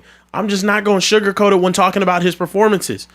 If he goes out there and loses, yes, I think the Spurs aren't going to win a championship this year because they have to take their playoff lumps. But these are the playoff lumps, and I'm going to talk about it when they take them. So that's what it is. Trey, you got any thoughts? On the Wemby? Listen, I mean, I think y'all pretty much covered it. I think this was in poor taste on his. I said it yesterday. His teammates gave him enough to work with to win this game. Facts. This is on him. He fell short. At the end of the game, not wanting to take the game into his hands. The game has to live and die by you, bro. I'm sorry, it has to. You are the guy when you're in MVP conversations, when you are the most talked about athlete heading into this postseason and coming into every season. What is Wemby going to do? What is Wemby going to do? What is Wemby going to do? These are the moments you have to separate yourself from the regulars. Yep. No pun intended to you guys at home. I want to see more from Wemby. I think he'll bounce back, but I do think this is probably one of the few pressers that he actually fell short. Yeah, He usually does really and that's well. okay. He gets to learn from that. I'm not saying that he's just bad and all, but like, dude, you're the leader of the team. Yeah. Whether you want to be or not, whether you're 19, 20, 21, 22, you're the leader of the team. Y'all have expectations this year. Trey, let's get some super chats. Get out the show, bro. Listen, we'll get to some super chats really quickly. First one I got to start off with is Danelle 440 again said, meant to say Draymond's initial statement was that Steve Kerr held him back as a scorer. He didn't. Basketball is a job, and if he could have been better as a scorer, we would have at least seen flashes of it. He ain't never averaged more than 14 points a game. Dogs Barking Brothers said the GM, Curry, Clay, Kerr were not Hall of Fame anything when Draymond was there. Dre played his part in the development of what we know the Warriors to be. Can't say he was blessed into a situation that didn't exist at the time. Can I ask y'all something real quick? Just real quick. Yep. I know Shady doesn't do what ifs. If Draymond gets drafted to the Washington Wizards, is he a Hall of Fame player? No. What's the question? No. If Draymond gets drafted to the Wizards, is he a Hall of Famer? He's not. No. If Steph Curry gets drafted to the Wizards, is he a Hall of Famer? Absolutely. Yeah. He's Klay Thompson? Is he a four-time NBA champion? Hell No, hell no, he's not a four-time champion. But he's still a crazy shooter. How do y'all know that, though? History would tell us. Ain't nobody get drafted to the Wizards done anything transcendent. Yeah. So I'm just going off history. So before they got to the Warriors, were they doing anything great? Were they this great team? They bounced me from the playoffs in 2007. Question, they were a losing team too, right? Mm-hmm. So Draymond gets there, Steph gets there. They built that. They did. Yeah, that's true. I agree. Listen, it's Daiwan said first time super chatter. Oh, my bad. It's Dewan. Watching for a while. Go Hawks. We the champs. OKC in 5. I'll give Bron a game. Shady, I get what you're saying. Austin's right. Message, wrong messenger. Thank you. That's all I'm trying to say. Thank you. What's his name? That was Dewan. Dewan, yo, you the one. Can we get an extra sheet for Dewan for next show? I don't subscribe to that theory because you'll limit yourself from so much knowledge if you don't listen to the message because of the messenger. Yeah. I learned a long time ago, you can learn a lot of stuff from somebody you might think is dumb. So if you start limiting messages because of messenger, you limit yourself from receiving way too much knowledge. And that's biblical. We be in a good book. A donkey delivered a message. Yeah, well, that's cool and all that. Not even that. Even the people that made poor choices in the Bible, you learn from them. Yeah, John a the wise Baptist, man. Listen, it's a bar right here. A fool. I'm about to mess He up forgot the it. quote. John the Baptist smelled like cricket breath and camelback ass. And he was out there. Oh, there it is. It came lessons. back to me. Come on now. A fool learns from his own mistakes. and A wise man learns from the mistakes of others. Well, I'll say this. All right. I love Jesus. Gave him my life. Yep. Hallelujah. He can't cross over or shoot fadeaways. He can't do it. He's never. Who says he can? He's never had Nikes on. All right. So lead the book to what the book got going on. Jesus gonna break your ankles in heaven. And when we talking about basketball and all that, and I feel what Dewan is saying. What Dewan is saying is like, yo, come on, man. Save all that small talk for small talk. Okay. You know what I mean? The Charles Barkley said it. I believe it. Jesus gonna put that Wilson evolution in your chest when you get to the pearly gates and say, play for it. When Jesus smacked the floor, how you gonna feel? You know what I'm saying? That's gonna be a problem. It's gonna be a problem. Like y'all laughing on that, but like some things I get. It's like, I swear to God. You swear to God? Swear to gosh, because that's the same, right? But I'm thinking like a running back, like let's say, give me a wide receiver that was real, like nice or average. Average.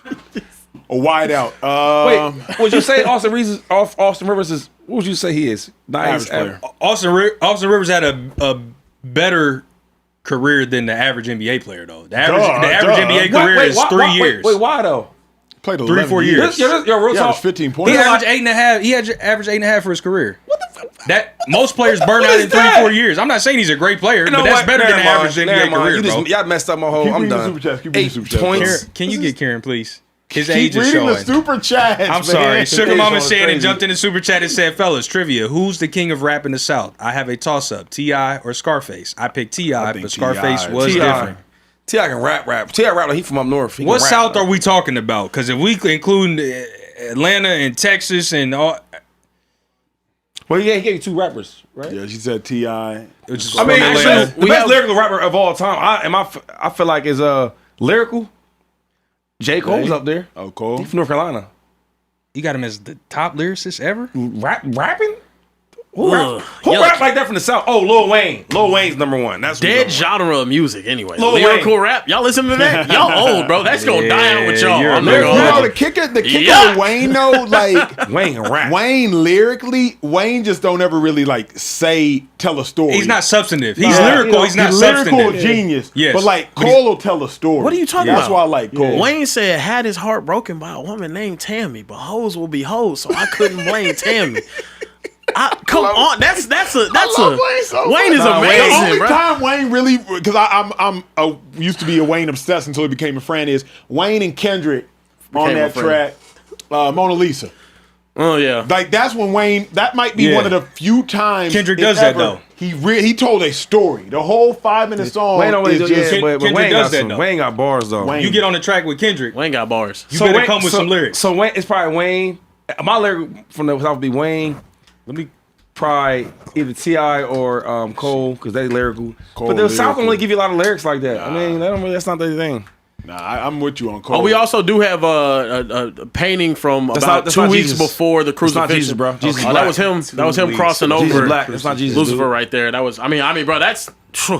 His hair is a little. That's a white man right there. That's like that's like 1B hair. Jesus definitely had 4A, 3C. 4A? Oh, you think Jesus had? He had hair wool. Jesus had He had the hair wool. What's this right here? This ain't Jesus. True. So this is what is this? Moses? Who's this? That's a good one. Moses is crazy. Listen, Hip Flux said, Shady, how much of a bad boy was Sweetness? He's my favorite player of all time. Sweetness was nice. Yeah. He was nice. He's bad. You know it. Yeah, he was nice. I like Sweetness. Victor Diaz 07 said he in my top 10 of all time. Okay. All right. That's some high praise. I don't know if anyone mentioned it yet, but Benavidez had no reason to move the way he was moving against Ramirez. He is a monster. Yo, I'm gonna say it right now. David Benavidez needs to fight Usyk. That'd be a great fight, bro. That fight was crazy. And I think Usyk's turning 40 next year. I think he gets him, bro. That size. You think he gets Usyk? Yes, bro. Yeah. Okay, I thought that you saying speed, you think that size, bro. He got solid that defense. speed at that size is someone that and was he athletic. He throw combo nations at that size. Usyk's always fighting guys that's slower than him, bigger than him. Now he fights somebody that's faster than you, quicker Shady, than you. do you want to see him fight Bebo first? Nah. That's a good fight too, though. Yeah, that's a good one. All right, so listen, if this mic could talk says, so is it not possible that when Wemby said offensive players needed to be better, he was also talking about himself? No, because there are pronouns and things that you can use to indicate that you're talking about yourself. Trav Too Real said, now let me stop you there, Bad Take Bear. The Thunder are not going 16-0. Let's not forget the Spurs and the Wolves are still in it. There are teams that match up well against them, But I do agree, SGA is him dunking.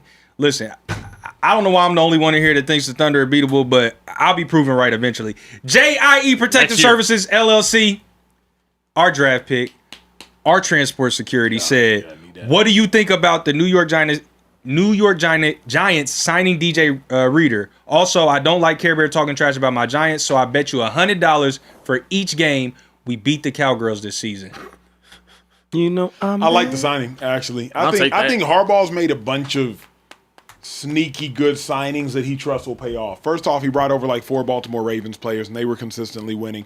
I like it. Okay, that's cool. Swaggy D Dot, shout out to our guy Swaggy D Dot. Said, yo, Shady, if you join TJ and Care Bear, I will stop saying you are a hater for Darnold, Baker, and T Law. Also, Acho, tell my friend Brad to stop being a troll and have his cerveza.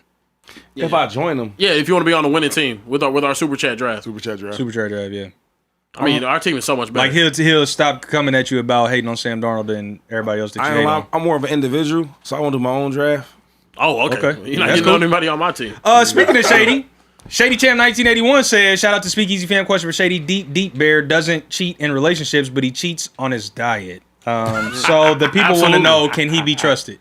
Can you trust Care Bear now? That, I've cheated on the diet before. Well, we on record, so I can't get into that. You know what I mean? Because you're a faithful guy, right? Yeah. Can't trust him. You always been faithful 100% every year. But he cheats on his food. He cheats on the food. Like, so, you know, when people work out, like they have cheat days, it's the opposite for Kieran. He cheats every day and then has days that I don't he cheat works. every day. Well, not anymore, but yeah, I mean, I used to. Once upon a time. It wasn't a cheat though. It was just. If you ask any brother from the hood though, you say, "Yo, do you trust this guy? He's never, ever in his life since elementary cheated." He probably gonna trust you. He's gonna say, "No, that's just you and your crazy ass uncle's rule." They're just gonna keep it moving. I call a million people on the phone that's from the hood. I'm like, "Yo, if this dude never ever in his life ever cheated ever, he gonna be like, what? Nah, keep his ass away from me." Definitely gonna say. All right, 4 away. Well, keeping it in the vein of Care Bear, Mosey the Wrestling God has jumped in the Wrestling God. The Wrestling God has jumped in the super chat again and said, "Acho, what are y'all? Trey, hello, Shady, hi." And Cutesy Bear cooking today. Oh, shout out to y'all brothers. What I got a compliment. Y'all just got y'all's names. Cutesy Bear. I'm jealous. A guy said it. Mosey the Wrestling God. That's a guy. I don't see a picture. I don't see a name. Well, Mosey brother. is. I mean, you like what you like. Last super chat, G. Oh, this is actually a good one. I hope it don't start no drama.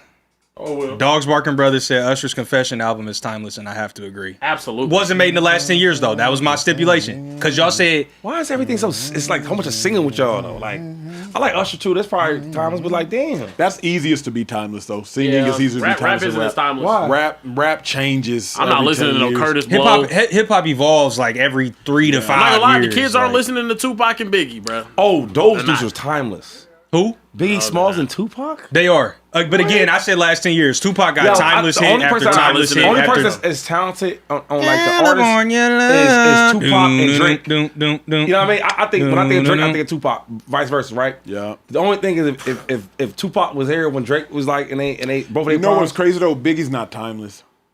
Oh, I'm leaving. I think Pop. I'm leaving. I'm out. Like you said, like that's the some down south bullshit. I'm out. That's some bullshit. I'm out. You think timeless? Biggie Smalls? I don't know. It's Gen Z. You Gen Z. Dude. We don't listen to Biggie like that now. He don't. He has some huge does songs. Your son? Well, you make your son listen to Biggie. Juicy is one of the best hits of all. Does your daughter listen to Biggie? Your daughter cannot name a single Biggie song. Juicy. Nah, she can't. Juicy still gets played in the club right now.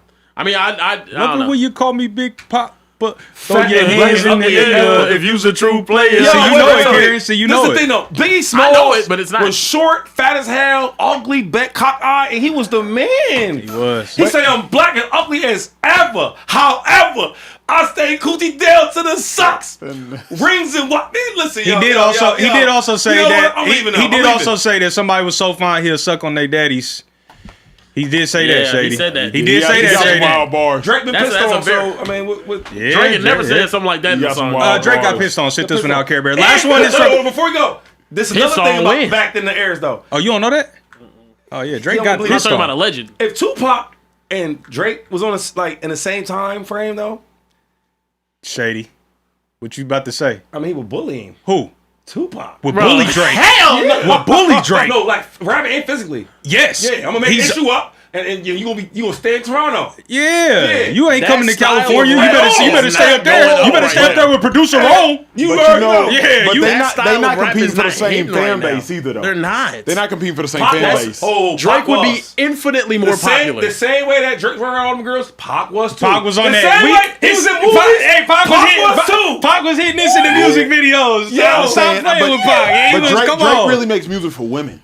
Bro. So did did Pac. So did Tupac. Yo, dude, they don't get it. You saying with the same Hey, level to of anyone like watching Drake, this under 30, I'm sorry, bro. Got a Hennessy in my Seriously, I'm hand. sorry.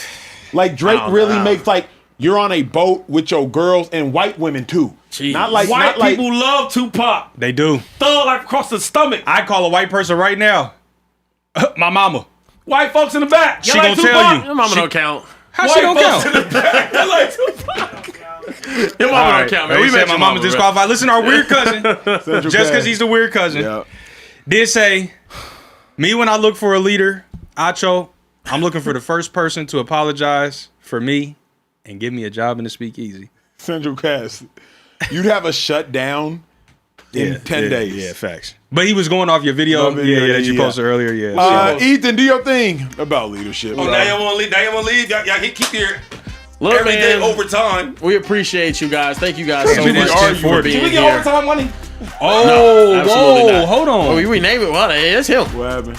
No, that's a good. Oh no, we got to know. Oh wait. No. Did you didn't hear what Shady said? No, he said, can we get overtime money? Yeah, Yeah. Is your contract that fat? Like you not even that overtime don't move you? What the? Nah, it's so you got to see me. I'm sorry, you got to see me at the. I've let it go on long enough. At the point which a man is turning down time and a half pay in front of a show. Let me tell you how fat his contract is. When we met, you ain't have to say fat. Trey, use another word, no, please. Look. Yeah, let me tell you how big his contract is. Okay, thank you. When me and Acho was talking about who we gonna bring on the show and all that, right? Talk to me. He said, "Yeah, I got this kid named Carebear." I'm like, "Oh shit!" His name is Carebear. He said, "Don't worry about that." He said, "Listen, we gonna do this for the third. We gonna pay him this." I'm like, "Damn, I gotta see this brother. He making this and his name." You remember that? Yeah. I'm like, damn, he got some zeros. But hey, listen, I'm happy we got you. Yeah, facts. No, he worth every penny. I'm just saying, I might be. I think how many pennies it is. I don't need to know. I'm a big up my dog. He worked whatever Acho paying him and then some. But I'm talking about my pennies. Here and get us out the show. I don't know what you make. I don't know what you make. Thank you guys so much for watching this episode. It ain't denied time and a half money. Thank you guys so much for watching this episode of Pocket Watch Easy. We appreciate you guys so much. Make sure you hit that like button and that subscribe button. When you hit that subscribe button, hit that bell button to be notified when we go live next, because the times do change from time to time. Tomorrow, we are going live at 11:15 p.m. Eastern, 10:15 p.m. Central, 8:15 p.m. Pacific Big Zero time. Carebear. For Kieran Hickey Simple, a.k.a. Big Bags. Yeah. LaShawn Shady McCoy. Okay. Emmanuel Acho. Yeah. Mr. needs to sign his franchise tag. And everyone in the back, make some noise in the back. I got Jerry Acho Jones. We'll see you guys next time, right back here in the Speakeasy. Peace.